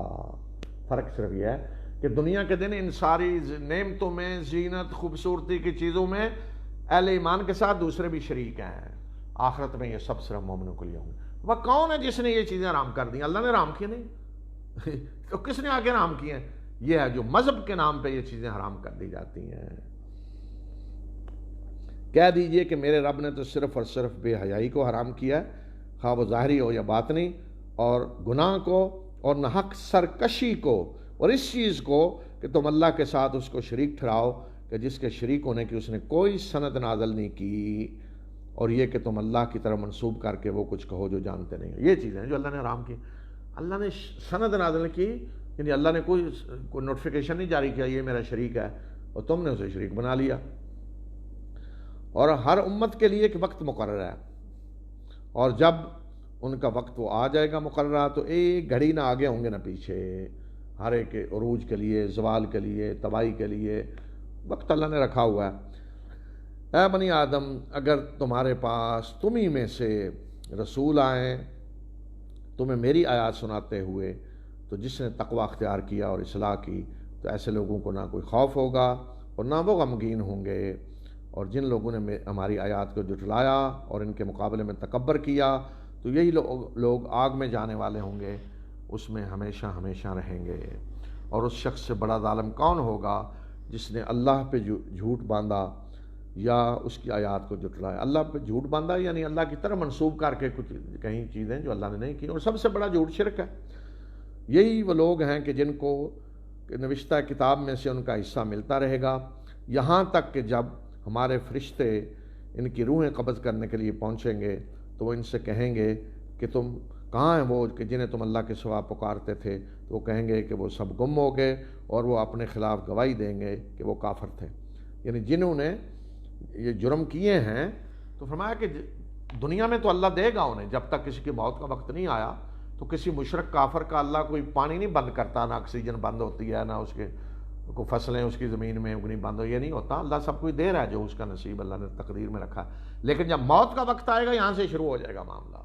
فرشتے جب آئیں گے روح قبض کرنے، تو وہیں سے پکڑ لیا جائے گا، وہیں سے وہ کہیں گے کہاں ہیں وہ جو شریک ٹھہرائے ہوئے تھے تم نے، کدھر ہیں؟ وہ کہیں گے جی سارے گم ہو گیا آج۔ تو انہوں نے گم ہی ہونا ہے۔ تو اس وقت اللہ تعالیٰ فرمائے گا ایسے لوگوں کو، اللہ تعالیٰ فرمائے گا کہ داخل ہو جاؤ ان امتوں میں جو تم سے پہلے جنوں اور انسانوں کی گزر چکی ہیں آگ میں، یعنی آگ میں داخل ہو جاؤ ان امتوں کے ساتھ جو پہلے انسانوں اور جنوں کی گزر چکی ہیں، سب جاؤ آگ میں داخل ہو جاؤ۔ اور جب کبھی بھی کوئی امت داخل ہوگی یعنی آگ میں، تو وہ دوسری پہ لعنت کر رہی ہوگی، پہلوں پہ لعنت کر رہے ہوں گے، یہاں تک کہ جب وہ سب اس میں اکٹھے ہو جائیں گے، تو پیچھے آنے والے پہلوں کے بارے میں کہیں گے کہ اے ہمارے رب، انہوں نے ہمیں گمراہ کیا، ان کو دگنا عذاب دے، انہیں آگ کا دگنا عذاب دے۔ تو اللہ تعالیٰ جواب میں فرمائے گا کہ ہر ایک کے لیے دگنا ہے، لیکن تم جانتے نہیں ہو۔ پیچھے آنے والی نسلیں اللہ کو کہیں گے یہ پہلے جو تھے نا، انہوں نے گمراہ کیا، ان کو دگنا عذاب دے۔ تو اللہ تعالیٰ فرمائے گا ہر ایک کے لیے دگنا ہے، اس لیے کہ تم نے اپنے پچھلوں کو گمراہ کیا۔ مثلا آج سے جو 100 سال پہلے ہیں، اگر آج والے کہیں جی انہوں نے ہمیں گمراہ کیا، ہم ان کے راستے پہ چلے، تو آج والوں کے راستے پہ پچھلے چلے۔ اس لیے فرمایا کہ اللہ تعالیٰ فرمائے گا ہر ایک کے لیے دگنا ہے، اس لیے کہ ہر کوئی خود گمراہ ہوتا ہے، دوسروں کے لیے بھی نمونہ بنتا ہے۔ تو اللہ تعالیٰ فرمائے گا تم جانتے نہیں ہو۔ اور پہلی امتیں پچھلی آنے والی امتوں کے لیے کہیں گی کہ تمہیں ہم پہ کوئی فضیلت حاصل نہیں ہے، بس جو کمائیاں تم کیا کرتے تھے ان کے بدلے میں عذاب کا مزہ چکھو۔ پہلے کہیں گے جی تم کون سے بڑے افضل بڑے پاک باز بنتے ہو، تمہیں کوئی فضیلت نہیں، جو کرتوت کر کے آئے ہو نا تم بھی چکھو مزہ۔ بے شک وہ لوگ جنہوں نے ہماری آیات کو جھٹلایا اور ان کے مقابلے میں تکبر کیا، ان کے لیے آسمانوں کے دروازے نہیں کھولے جائیں گے، اور نہ ہی وہ جنت میں داخل ہوں گے جب تک کہ اونٹ سوئی کے ناکے سے نہ گزر جائے۔ اور اسی طرح ہم مجرموں کو سزا دیتے ہیں، یعنی ان کا جنت میں داخل ہونا اس طرح ناممکن ہے جس طرح اونٹ کا سوئی کے ناکے سے گزرنا ناممکن ہے، ناممکنات میں سے۔ ان کے لیے جہنم ہی بچھانا ہوگا اور اوپر سے جہنمی اوڑھنا، اسی طرح ہم ظالموں کو سزا دیتے ہیں۔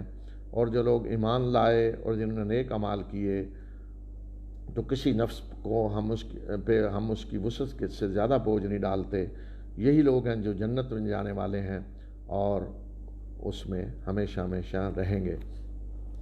اور ہم ان کے دلوں کی خلش کھینچ کر نکال دیں گے اور ان کے نیچے نہریں بحری ہوں گی، اور وہ کہیں گے کہ شکر ہے اس اللہ کا جس نے ہمیں ہدایت دی اس چیز کی طرف، یعنی جنت کی طرف ہماری رہنمائی کی، اور ہم ہدایت پانے والے نہیں تھے۔ اگر اللہ ہمیں ہدایت نہ دیتا اور ہمارے رب کے رسول حق لے کر آئے، یعنی سچا پیغام لے کر آئے، اور پکارا جائے گا کہ یہ جنت کے جس کے تم وارث بنائے گئے ہو، یہ ان اعمال کے بدلے میں ہے جو تم کیا کرتے تھے۔ دیکھیں، جنت والے کہیں گے کہ جو کچھ ہے رب کا فضل ہے، اس نے رہنمائی کی، وہ اگر ہدایت نہ دیتا تو ہم ہدایت یافتہ نہ ہوتے، اپنے رب کا شکر ادا کریں۔ اور دوسری طرف اللہ کی طرف سے کہا جائے گا کہ یہ جنت جس کے تم وارث بنائے گئے ہو، یہ ان اعمال کے بدلے میں ہے جو تم کرتے رہے ہو۔ یعنی یہ کوئی خاندانی وراثت نہیں ہے باپ کے بعد، یعنی جنت میں آئے ہو جو اس لیے کہ تمہارے باپ فلاں فلاں فلاں تھے، تم فلاں نسل سے تھے، فلاں کی اولاد تھے، فلاں قبیلہ تھا، یہ نہیں کہا جائے گا۔ یہ جنت جس کے وارث بنائے گئے ہو ان اعمال کے بدلے میں آج جو تم کیا کرتے تھے۔ تو ہر ایک کے آگے اعمال کا راستہ کھلا ہوا ہے، خواہ وہ غریب ہو، امیر ہو، کالا ہو، گورا ہو، جس بھی خاندان میں ہو، جس نسل سے ہو، ہر ایک کے لیے اللہ نے اعمال کا دروازہ کھولا ہوا ہے۔ اگر کوئی گناہ گار ہے تو توبہ کا دروازہ کھلا ہے جی۔ اور جگہ جگہ ساتھ اللہ تعالیٰ یہ بھی کہہ رہے ہیں کہ ہم کسی پر اس کی وسعت سے زیادہ بوجھ نہیں ڈالتے۔ کوئی یہ نہیں کہ اللہ نے ایسی ذمہ داری ڈال دی، ایسا مطالبہ جو بندہ کر نہیں سکتا، اور اگر کوئی ثابت کر دے کہ میری وسعت سے زیادہ ہے تو اللہ معاف کرنے والا ہے، اور اللہ خود جانتا ہے ہر ایک کی وسعت کتنی ہے۔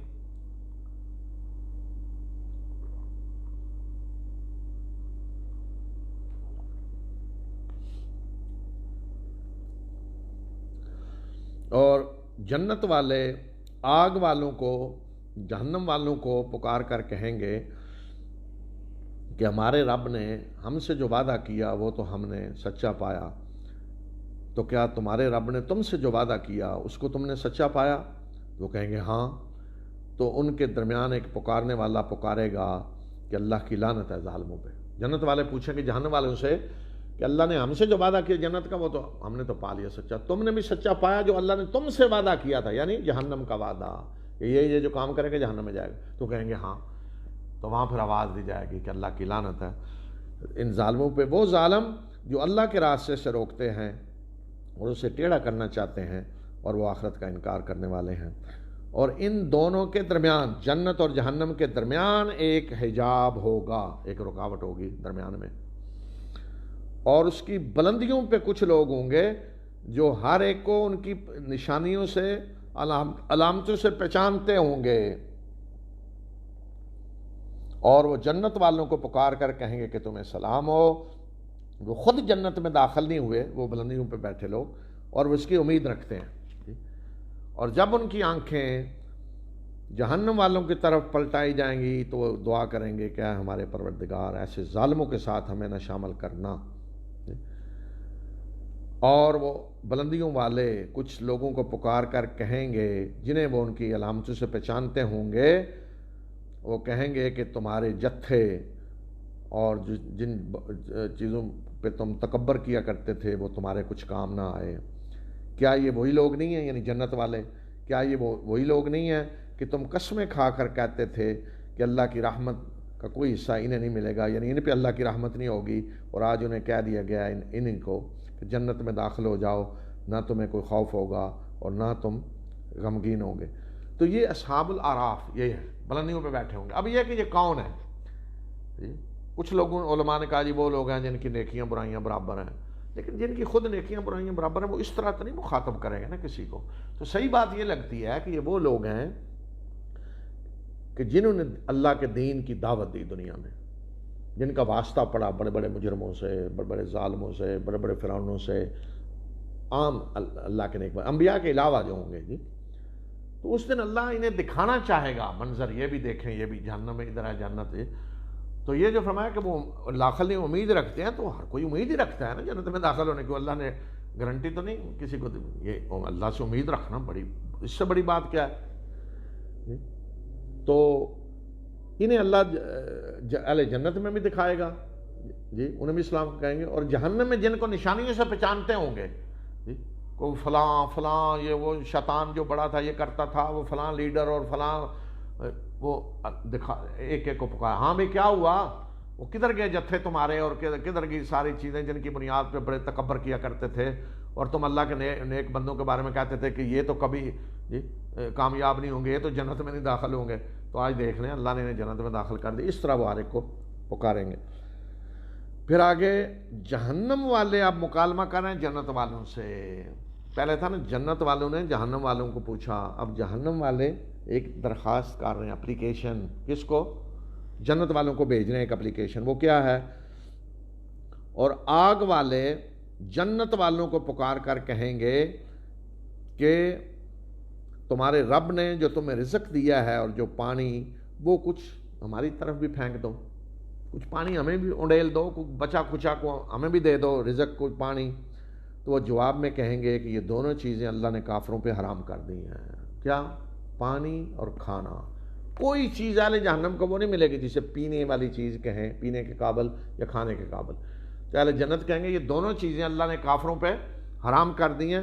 وہ کافر کہ جنہوں نے اپنے دین کو کھیل تماشا بنایا اور دنیا کی زندگی نے انہیں دھوکہ دیا، آج ہم انہیں اسی طرح نظر انداز کریں گے جس طرح انہوں نے اپنے اس دن کی ملاقات کو بلائے رکھا اور وہ ہماری آیات کا انکار کرتے رہے۔ اللہ تعالیٰ فرمائیں گے آج ہمیں بھی کوئی پرواہ نہیں، پڑے رہے جہنم میں جی، اور جس طرح انہوں نے اس ملاقات کو بلایا تھا، ہماری آیات کا انکار کیا تھا۔ اور پھر انہیں کہا جی، کہا جا رہا ہے کہ ہم تمہارے پاس ایک ایسی کتاب لے کر آئے ہیں کہ جنہیں ہم نے علم کی بنیاد پہ تفصیل سے بیان کیا ہے، اور وہ ہدایت اور رحمت ہے ان لوگوں کے لیے جو ایمان لاتے ہیں۔ کیا یہ لوگ حقیقت کے سامنے آنے کا انتظار کر رہے ہیں جی، کہ یہ کتاب جو کچھ کہہ رہی ہے وہ اس کی حقیقت سامنے آ جائے؟ اور جس دن اس کی حقیقت سامنے آ جائے گی تو جنہوں نے اس سے پہلے اس کو نظر انداز کیا تو وہ کہیں گے کہ ہمارے رب کے رسول حق لے کر آئے، اور کیا آج ہمیں کوئی سفارشی مل سکتے ہیں جو ہماری سفارش کریں، یا ہمیں واپس لوٹایا جائے اور ہم جو اعمال کیا کرتے تھے ان کے سوا ہم اور اعمال کریں؟ یقیناً خسارے میں مبتلا ہوئے یہ لوگ، اور گم ہو گیا ان سے وہ سارا کچھ جو یہ گھڑا کرتے تھے۔ قیامت کے دن سب گم ہو جائے گا، جو وہ گھڑا کرتے تھے، یہ بچا لے گا، یہ چھڑا لے گا۔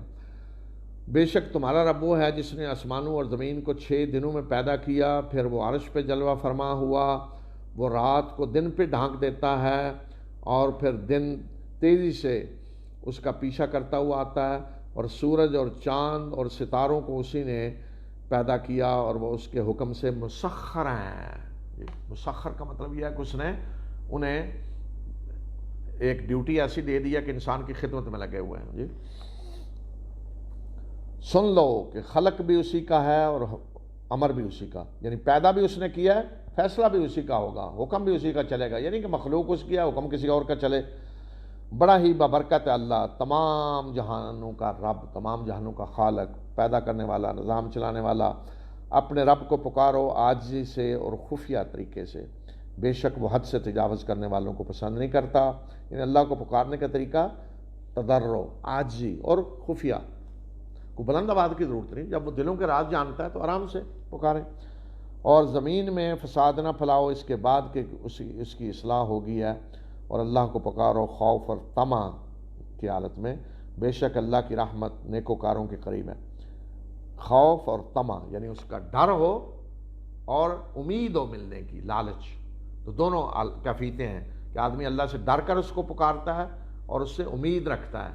تو اسی طرح آداب دعا کے بتائے کہ عاجزی کے ساتھ دعا کرو اور خفیہ چپکے سے۔ اور وہ اللہ ہی ہے کہ جو اپنی رحمت سے پہلے ہواؤں کو بھیجتا ہے، یعنی بارش سے پہلے ہواؤں کو بھیجتا ہے، یہاں تک کہ جب وہ بڑے بوجھل بادلوں کو اٹھا لیتی ہیں تو ہم اس بادل کو ایک بنجر سرزمین، مردہ سرزمین کی طرف ہانک کر لاتے ہیں، اور پھر ہم نے اس سے پانی نازل کیا، اور اس پانی کے ذریعے ہم نے ہر قسم کے پھل اگائے، فصلیں اگائیں، اور اسی طرح ہم مردوں کو نکالیں گے شاید کہ تم سبق حاصل کرو. یعنی جس طرح مردہ زمین پہ بارش ہوتی ہے اور فصلیں اگتی ہیں، فرمایا اسی طرح مردوں کو بھی اٹھائیں گے، جیسے فصل اگ رہی مردے نکل آئیں گے قبروں سے. اور جو عمدہ زمین ہے وہ اللہ اپنے رب کے اذن سے خوب پھل پھول لاتی ہے، یعنی بارش کے بعد. اور جو نکمی زمین ہو اس سے ناقص پیداواری ہوتی ہے. اسی طرح ہم آیات کو مختلف طریقوں سے بیان کرتے ہیں ان لوگوں کے لیے جو شکر ادا کرنا چاہتے ہیں. یعنی جو نکمی زمین ہے اس سے کچھ نہیں نکلتا، بارش بھی ہو. اسی طرح مثال ہے کہ اللہ کا کلام جب نازل ہوتا ہے جی تو جو اس سے سبق حاصل کرنے والے ہیں تو سبق حاصل کرتے ہیں، اور کچھ ہیں کہ سخت دل کے ان پہ کوئی اثر نہیں ہوتا، وہ نکمی زمین کی طرح ہیں. اب آگے ذکر شروع ہو رہا ہے، واقعات شروع ہو رہے ہیں انبیاء کے، حضرت نوح سے لے کے تاریخی ترتیب، حضرت نوح، پھر قوم عاد، پھر سمود، سارے. اچھا، یہ واقعات قرآن نے کیوں بتائے ہیں؟ آگے مختلف صورتوں میں آ رہے ہیں. سورہ آگے ہود میں زیادہ تفصیل سے آئے گا، وہاں بھی ہم بات کریں گے. تو یہ واقعات انبیاء کے، رسولوں کے اللہ تعالیٰ نے اس لیے بتائے ہیں کہ اس کا ایک مقصد تو یہ ہے کہ اس وقت جو اللہ کے رسول صلی اللہ علیہ وسلم کو جھٹلا رہے تھے مکہ میں، انہیں بتایا کہ جو ایک ایک اعتراض تم کر رہے ہو یہی ان قوموں نے کیے، جو سوال کر رہے ہو یہی انہوں نے کیے، جو مطالبے تم کر رہے ہو یہی انہوں نے کیے. اللہ کے رسول صلی اللہ علیہ وسلم کو بتایا جا رہا ہے جو آج جس طریقے سے آج آپ کو جھٹلایا جا رہا ہے ان قوموں نے بھی ایسے ہی کیا. مسلمانوں کو بھی کہا جا رہا ہے جس طرح تمہیں ستایا جا رہا ہے پہلے بھی اس طرح ستایا گیا. تو یہ مقصد ہے اس تاریخ کو بیان کرنے کا. تو سب سے پہلے ہے قوم نوح. قوم نوح جو ہے اس کا علاقہ عراق موجودہ جو ہے نا یہ تھا، اور اس وقت ساری تقریباً انسانیت یہیں تھی اسی علاقے میں. تو یہ قومیں ساری وہ ہیں جو ہلاک ہوئیں، آسمانی عذاب سے ہلاک ہوئیں. اور یہ قومیں وہ ہیں جنہیں عرب جانتے تھے. تو آسمانی عذاب سے اللہ اس وقت ہلاک کرتا ہے جب اللہ کا رسول آ کر کسی قوم میں حجت پوری کرے اور انہیں پورا موقع دیا جائے، لیکن وہ آخری لمحے اس نتیجے پہ پہنچ جائیں کہ بدماش کے کسی کو امتحان بھی دینے کی اجازت نہیں دے رہے، ختم. وہ کہتے ہیں ہم خود ایمان نہیں لائیں گے، کسی اور کو بھی ایمان نہیں لانے دیں. تو امتحان نہیں ہو سکتا نا پھر. تو پھر ضروری ہو جاتا ہے کہ ان کو کمرہ امتحان سے نکالا جائے تاکہ نئے سرے سے امتحان شروع ہو. تو گویا کہ ان کو ڈنڈے سے کمرہ امتحان سے نکال دیا گیا یہ ساری قومیں. یہ عذاب، اور یہ نہیں کہ اللہ کا عذاب بس اللہ کے رسول آئے جھٹلایا دوسرے دن بعد عذاب آ گیا. لیکن حضرت نوح نے 950 سال دعوت دی، اس کے بعد عذاب آیا. تو یہ واقعات سنیں. اور ہم نے نوح کو اس کی قوم کی طرف رسول بنا کر بھیجا. اس نے کہا کہ اے برادران قوم، اللہ کی عبادت کرو، اس کے سوا تمہارے لیے کوئی الہ نہیں ہے. یہی لا الہ الا اللہ کی دعوت اللہ کا رسول نے دی. کوئی اور الہ نہیں ہو سکتا اللہ کے سوا، صرف اسی کی عبادت ہوگی. اور انہوں نے اپنے معبود بنائے ہوئے تھے، ود اور سوا اور یغوث اور نصر، یہ سارے بزرگ تھے قوم نوح کے جن کی عبادت ہوتی تھی، نیک لوگ گزرے تھے. اور نوح نے کہا کہ مجھے تمہارے بارے میں ایک بڑے دن کے عذاب کا اندیشہ ہے. اس کی قوم کے سرداروں نے کہا کہ بے شک ہم تو تمہیں ایک واضح گمراہی میں مبتلا دیکھ رہے ہیں. نوح نے جواب دیا کہ اے میری قوم، میں کسی گمراہی میں مبتلا نہیں ہوں، بلکہ میں رب العالمین کا رسول ہوں. میں تمہیں اپنے رب کے پیغامات پہنچا رہا ہوں اور میں تمہاری خیر خواہی کرتا ہوں، اور اللہ کی طرف سے وہ کچھ جانتا ہوں جو تم نہیں جانتے. کیا تمہیں اس بات پہ تعجب ہو رہا ہے کہ تمہارے پاس تمہارے رب کی طرف سے نصیحت ایک ایسے شخص پہ آئی ہے جو تمہیں میں سے ہے، تاکہ وہ تمہیں خبردار کر دے اور تاکہ تم ڈرو اور تاکہ تم پہ رحم کیا جائے. یعنی تعجب کس پہ ہو رہا ہے کہ اللہ نے ہمارے اندر سے ایک رسول پیدا کر دیا. ہر قوم سمجھتی تھی کہ رسول کسی فرشتے کو ہونا چاہیے، یہ ایک اعتراض ہوتا تھا. بس انہوں نے اسے جھٹلا دیا اور ہم نے اسے اور جو اس کے ساتھ ایمان لائے تھے ایک کشتی میں نجات دی، اور جن لوگوں نے ہماری آیات کو جھٹلایا ان کو ہم نے ہلاک کر دیا. بے شک وہ اندھے لوگ تھے، کافر سارے اندھے لوگ تھے. تو یہاں جب کمرہ امتحان سے نکال دیے گئے تو کون بچے جو کشتی میں سوار ہوئے؟ وہ کون تھے؟ مومن. اب نیا امتحان شروع ہو گیا. ان کی اولادوں سے حضرت نوح کشتی پہ سوار، ان کی اولادوں سے آگے امتحان. یہ سارے اب مسلمان تھے، مومن تھے. پھر آگے جب شرک شروع ہوا تو یہی تھی قوم عاد جو انہی سے نکلی، جو کشتی میں سوار تھے. پھر شرک شروع ہو گیا، پھر وہی حال ہو گیا کہ بدماشیوں سے نکالنا پڑا، پھر ان پہ عذاب آیا، قوم عاد آگے اس کا ذکر ہے۔ اور عاد کی طرف ہم نے ان کے بھائی ہود کو بھیجا، ان کے بھائی یعنی انہی کی قوم کے فرد۔ اس نے کہا کہ اے میری قوم، اے برادران قوم، اللہ کی عبادت کرو، اس کے سوا کوئی تمہارے لیے معبود نہیں ہے، اور کیا تم ڈرتے نہیں ہو؟ جو کرتے کر رہے ہو تو تمہیں ڈر نہیں کہ اللہ کا عذاب آ جائے گا؟ تو اس کی قوم کے ان سرداروں نے جنہوں نے کفر کیا تھا کہا کہ ہم تو تمہیں نادانی میں مبتلا سمجھتے ہیں، بے عقلی کے کام کر رہے ہو، اور بے شک ہم تمہیں جھوٹا سمجھتے ہیں۔ تو ہود نے کہا کہ اے میری قوم، میں کوئی نادانی میں مبتلا نہیں ہوں، بے وقوفی نہیں کر رہا، بلکہ میں رب العالمین کا رسول ہوں۔ میں تمہیں اپنے رب کے پیغامات پہنچا رہا ہوں، اور میں تمہارا خیر خواہ ہوں اور امین ہوں، یعنی جس پہ بھروسہ کیا جا سکتا ہے۔ کیا تمہیں اس بات پہ تعجب ہو رہا ہے؟ یاد دہانی تمہیں میں سے ایک شخص پہ آ گئی ہے تاکہ وہ تمہیں خبردار کر دے، اور یاد کرو کہ جب کہ اللہ نے تمہیں قوم نوح کے بعد ان کا جانشین بنایا اور تمہیں خوب جسمانی قوتیں عطا کی۔ قوم عاد جو بڑی طاقتور قوم تھی، اور یاد کرو اللہ کی قدرت کے کرشموں کو تاکہ تم فلاح پاؤ۔ انہوں نے جواب دیا، یہ غور سے سنیں، اب پتہ چلے گا شرک کیا ہے۔ انہوں نے جواب دیا کہ کیا تو ہمارے پاس اس لیے آیا ہے تاکہ ہم صرف اللہ کی عبادت کریں، اور جن کی عبادت ہمارے آباء و اجداد کرتے تھے ان کو چھوڑ دیں؟ یہ ہے شرک۔ یعنی انہوں نے یہ نہیں کہا کہ اللہ کی عبادت ہم نہیں کریں گے، نہیں، وہ کہہ رہے ہیں کیا اس لیے کہ صرف اللہ کی عبادت کریں اور جن کے آباء و اجداد عبادت کرتے چھوڑ دیں؟ تو جھگڑا یہ تھا، یہ ہے شرک، کہ صرف اللہ کی عبادت کرنے کے لیے وہ تیار ہوں۔ کہیں گے اللہ کی بھی کرتے ہیں، دوسروں کو بھی کریں گے، اللہ کا حصہ بھی ہے، دوسروں کا بھی ہے، نیاز اللہ کے بھی دے رہے ہیں، دوسروں کو بھی دے رہے ہیں، قربانی اللہ کے لیے بھی کر رہے ہیں، دوسروں کے لیے بھی کر رہے ہیں، حج اللہ کے گھر کا بھی ہو رہا ہے اور باقی حج عمرے بھی ہو رہے ہیں۔ تو انہوں نے کہا کہ کیا اس لیے آیا کہ تاکہ ہم اکیلے اللہ کی عبادت کریں اور ہمارے آباء و اجداد جن کی عبادت کرتے تھے ان کو ہم چھوڑ دیں؟ اگر تو سچا ہے تو لے آ وہ چیز جس سے تو ڈراتا ہے، یعنی عذاب۔ ہود نے کہا کہ تم پر تمہارے رب کی پھٹکار پڑ چکی ہے اور اس کا غضب نازل ہو چکا ہے۔ کیا تم مجھ سے ان ناموں کے بارے میں بحث کرتے ہو جو تم نے اور تمہارے آباء و اجداد نے رکھ لیے ہیں؟ اللہ نے ان کی کوئی سند نازل نہیں کی۔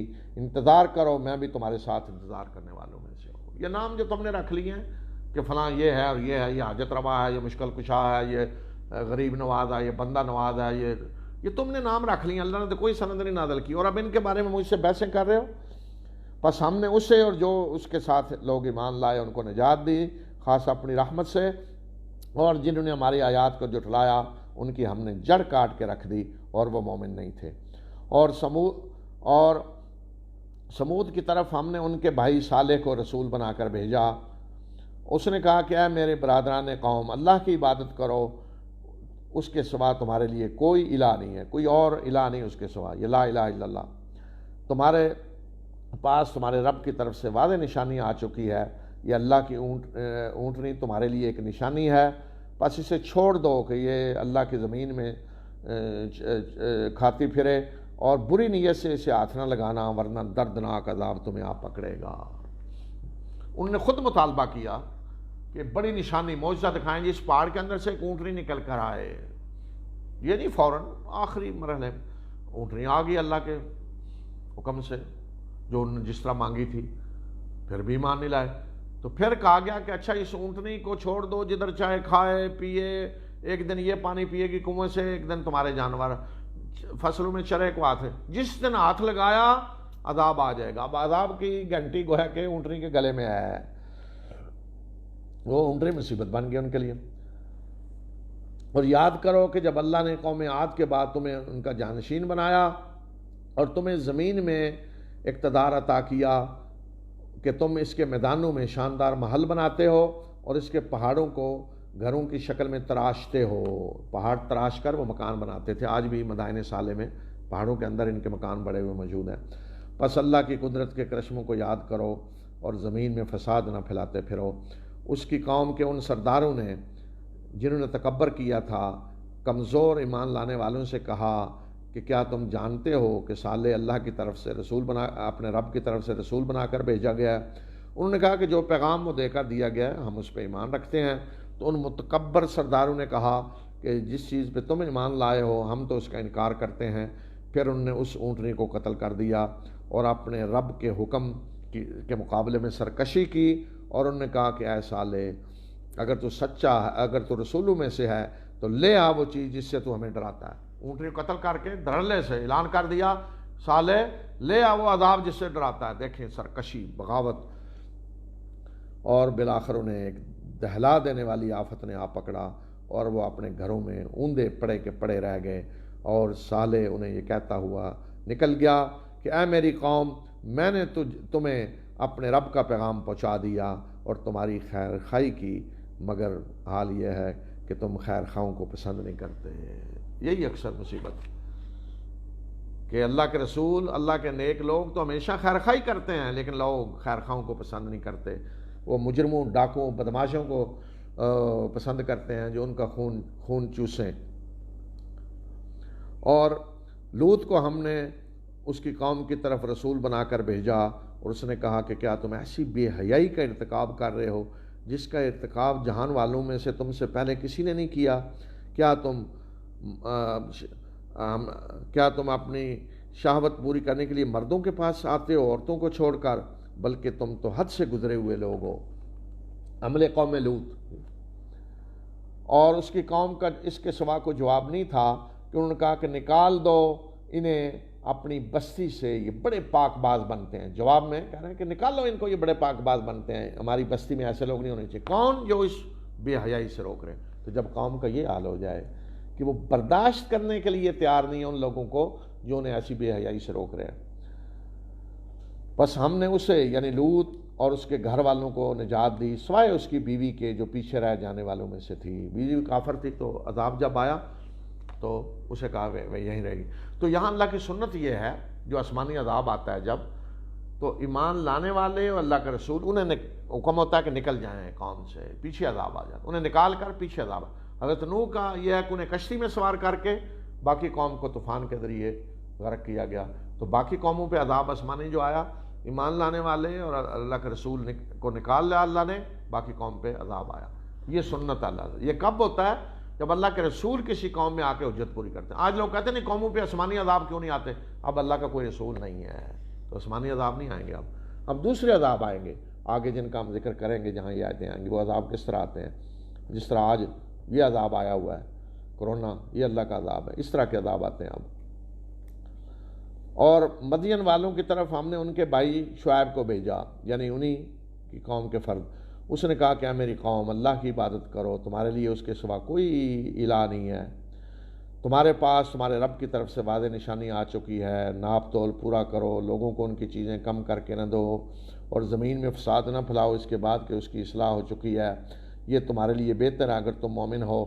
اور تم ہر راستے پہ لوگوں کو ڈراتے ہوئے، اور اللہ جو ایمان لانا چاہیں ان کو اللہ کے راستے سے روکتے ہوئے، اور اللہ کے راستے کو ٹیڑھا کرنے کے لیے نہ بیٹھو، ڈاکے ڈالتے ہوئے اور اہل ایمان کو دہشت زدہ کرنے کے لیے راستوں پہ نہ بیٹھو۔ یاد کرو جب کہ تم تھوڑے تھے اللہ نے تمہاری تعداد کو بڑھایا، اور دیکھو کہ مفسدین کا کیا انجام ہوا۔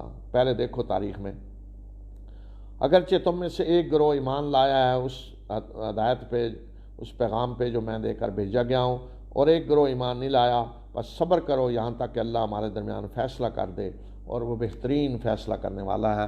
تو اس کی قوم میں کے ان سرداروں نے جنہوں نے تکبر کیا تھا کہا کہ اے شعیب ہم تمہیں نکال دیں گے۔ اس کی قوم کے ان سرداروں نے جنہوں نے تکبر کیا تھا کہا کہ اے شعیب ہم تمہیں اور جو تمہارے ساتھ ایمان لائے ہیں انہیں اپنی بستی سے نکال دیں گے، یا تمہیں واپس ہمارے دین میں آنا ہوگا، واپس ہماری ملت میں واپس آ جاؤ، شرک کے اسی مذہب پہ۔ تو شعیب نے کہا کیا اس حالت میں بھی کہ ہم مجبور ہوں، یعنی ہمیں مجبور کر کے آپ لائیں گے؟ تو اگر مجبور کر کے لائیں تو پھر تو یہ حال ہوگا۔ اگر ہم تمہاری ملت میں لوٹیں اس کے بعد کہ اللہ نے ہمیں اس سے نجات دی، تو پھر تو ہم نے اللہ کی طرف جھوٹ باندھا، گویا کہ ہم گواہی دے رہے ہیں کہ تمہاری ملت سچی ہے، اور یہ نہیں ہو سکتا کہ ہم اس ملت کی طرف لوٹیں الا یہ کہ ہمارا رب بھی ایسا چاہے، اور اس کا علم ہر چیز کا احاطہ کیے ہوئے ہے۔ اللہ ہی پر ہم نے بھروسہ کیا، اے ہمارے رب، ہمارے اور ہماری قوم کے درمیان حق کے ساتھ فیصلہ کر دے، بے شک تو بہترین فیصلہ کرنے والا ہے۔ اور اس کی قوم کے جن سرداروں نے کفر کیا، انہوں نے لوگوں سے کہا کہ اگر تم نے شعیب کی پیروی کی، اس کی بات مانی، تو تم برباد ہو جاؤ گے، خسارہ پانے والے میں سے ہو جاؤ گے۔ اور بالآخر ایک دہلا دینے والی آفت نے انہیں آ پکڑا، اور وہ اپنے گھروں میں اس طرح اوندے پڑے کے پڑے رہ گئے، وہ لوگ جنہوں نے شعیب کو جھٹلایا، ان کا حال یہ ہو گیا کہ گویا کہ وہاں وہ کبھی بسے ہی نہیں تھے، اور وہ لوگ جنہوں نے شعیب کو جھٹلایا وہ خسارہ پانے والے بن کر رہ گئے۔ تو شعیب یہ کہتا ہوا وہاں سے چل پڑا کہ اے میری قوم، میں نے تمہیں اپنے رب کے پیغامات پہنچا دیے اور تمہاری خیر خواہی کی، اور میں اب کیسے افسوس کروں ان لوگوں پہ جو کافر ہیں، میں اب کافروں پہ کیسے افسوس کروں، میں نے تو خیر خواہی کی لیکن تم خیر خواہوں کو پسند نہیں کرتے۔ یہی ہر قوم کا حال ہے، اور یہی آج بھی حال ہے پوری انسانیت کہ جو خیر خواہ ہوتے ہیں ان کو پسند نہیں کیا جاتا، جو دشمن ہوتے ہیں، بھیڑیے ہوتے ہیں انسانی لباس میں، لیڈروں کے لباس میں، لوگ انہیں پسند کرتے ہیں۔ اور آخر جب تباہی آتی ہے تو پھر ایک خیر خواہ کسی قوم کا مخلص آدمی یہی کہہ سکتا ہے نا کہ میری قوم، میں نے تو خیر خواہی کی لیکن تم نے بدماشوں کا ساتھ دیا، جی خیر خواہوں کو پسند نہیں کیا۔ اور اب پورا تبصرہ ہے ان واقعات پہ جو پیچھے گزرے ہیں، نتیجہ نکالا ہے اس سے، خلاصہ۔ اور ہم نے جس بستی میں بھی کو نبی بھیجا تو اس کے رہنے والوں کو ہم نے جسمانی اور مالی تکلیفوں میں مبتلا کیا تاکہ یہ گڑ گڑائیں، تاکہ ان کے اندر نرمی پیدا ہو، اور پھر ہم نے اس بدحالی کو خوشحالی سے بدل دیا یہاں تک کہ وہ پھلے پھولے، اور انہوں نے کہا کہ ہمارے آباء و اجداد پہ بھی اچھے برے وقت آئے ہیں، اور پھر ہم نے اچانک انہیں پکڑ لیا اور اس کا انہیں پتہ بھی نہ چلا۔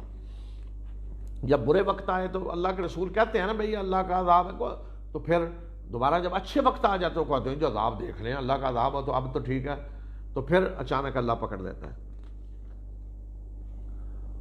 ایک دفعہ مجھے یاد ہے پاکستان میں بہت زیادہ سیلاب آئے تو ایک عالم دین اللہ کے بندے کسی نے کہہ دیا یہ عذاب ہے، پیچھے پڑ گئے لوگ، جی کیسے عذاب اور کیا، اور جی کیا ہم کو نافرمانیاں کر رہے ہیں کہ اللہ کا عذاب ہے، جیسے اب وہ ایک عالم کے پیچھے پڑے معافی مانگے، تو اسی طرح کا حال ہو گیا۔ اور انہوں نے ایک نے مضمون لکھا، جی وہ دیکھیں جی چائنا کا فلاں دریا ہے، انہوں نے بند باندھ لیے، انتظام کر لیے، کبھی سیلاب نہیں آیا، ہمارے یہاں اس وجہ سے آتا ہے کہ یہ اور اتفاق یہ کہ اگلے سال اس دریا نے تباہی مچا دی پوری، جی۔ تو اس طرح ہوتا ہے نا جب یہ کہ اللہ کا عذاب پکڑ، کہتے ہیں نہیں ہم کو برے کام کر رہے ہیں کہ اللہ کی پکڑ ہم پہ آئے گی۔ اور اگر بستی والے، ان بستیوں والے یعنی جن کے واقعات یہ سارے پیچھے گزرے ہیں، اگر یہ بستیوں والے ایمان لاتے اور تقوی اختیار کرتے تو ہم ان پر آسماں اور زمین سے برکتوں کے دروازے کھول دیتے، مگر انہوں نے جھٹلایا اور ہم نے ان کے کرتوتوں کی وجہ سے انہیں پکڑ لیا۔ کیا ان بستیوں والے بے خوف ہو گئے اس بات سے کہ ہماری پکڑ ان پہ رات کو آئے اس حال میں کہ یہ سوئے ہوئے ہوں، یا یہ انہیں اطمینان ہو گیا ہے اس بات سے کہ ہماری پکڑ ان میں دوپہر کے وقت آئے اس حال میں کہ یہ کھیل رہے ہوں، کھیل کود رہے ہوں، اس وقت آ جائے؟ کیا یہ اللہ کی چال سے بے خوف ہو گئے ہیں؟ تو اللہ کی چال سے بے خوف تو وہی لوگ ہوتے ہیں جو خسارہ پانے والے میں سے ہیں۔ تو کیا وہ لوگ جو ان قوموں کی ہلاکت کے بعد زمین کے وارث بنے، کیا انہوں نے اس سے کوئی سبق نہیں حاصل کیا، کوئی رہنمائی نہیں انہیں ملی کہ اگر ہم چاہیں تو ان کے گناہوں کی پاداش میں ہم انہیں پکڑ لیں اور ان کے دلوں پہ مور لگا دیں، بس وہ سنیں گے نہیں؟ یعنی جو ان کی جگہ آئے دوسرے، تو کیا انہوں نے کوئی سبق نہیں حاصل کیا؟ اور یہی ہوتا ہے، دیکھیں ایک قوم تباہ ہوتی، دوسری آتی، وہ آ کے سبق حاصل کرتی نہیں۔ ایک کوئی مثلاً آدمی ذلیل و خوار ہو کر کہیں نکلتا ہے کسی سے، حکومت سے، اقتدار سے، تو آنے والے نہیں دیکھتے کہ اس نے کیا غلطیاں کی، کیا ماکتیں کی، کیا ظلم کیا جس کی وجہ سے اس کا اشر ہوا، اسی راستے پہ وہ بھی چل پڑتے ہیں اور وہ کہتے ہیں نہیں ہم ٹھیک ہیں، ہمارے ساتھ کچھ نہیں ہوگا۔ یہ سب بستیاں ہیں جن کی خبریں ہم آپ کو سنا رہے ہیں، ان کے رسول، ان کے پاس ان کے رسول واضح نشانیاں لے کر آئے، مگر یہ ایمان لانے والے نہ بنے، اس وجہ سے کہ پہلے انہوں نے جھٹلا دیا تھا۔ اسی طرح اللہ کافروں کے دلوں پہ مور لگا دیتا ہے، یعنی ایک دفعہ چونکہ جھٹلا دیا تھا دوبارہ ایمان لانے والے نہ بنے۔ یہ بڑا مسئلہ ہے انسان کا، بس ایک دفعہ کسی پارٹی میں شامل ہو گئے، ساری زندگی یہ نہیں دیکھنا غلط ہے، کوئی دیکھیں کوئی اچھا ہے تو مذہبی طور پہ جیسے ایک فرقے کے ساتھ ہیں ساری زندگی، بھئی سوچیں کہ ہم غلط تو نہیں ہیں، غلط جگہ پہ تو نہیں ہیں، کوئی اور اچھا تو نہیں ہے، نہیں جی ایک دفعہ فلاں کی مخالفت کرنی ساری زندگی مخالفت کرنی، فلاں کے وہ اعتراض کر ساری زندگی وہی، تو یہ مسئلہ ہے۔ فرمایا ایک دفعہ چونکہ جٹلا چکے تھے تو دوبارہ آپ ماننے کے لیے تیار نہیں ہوئے۔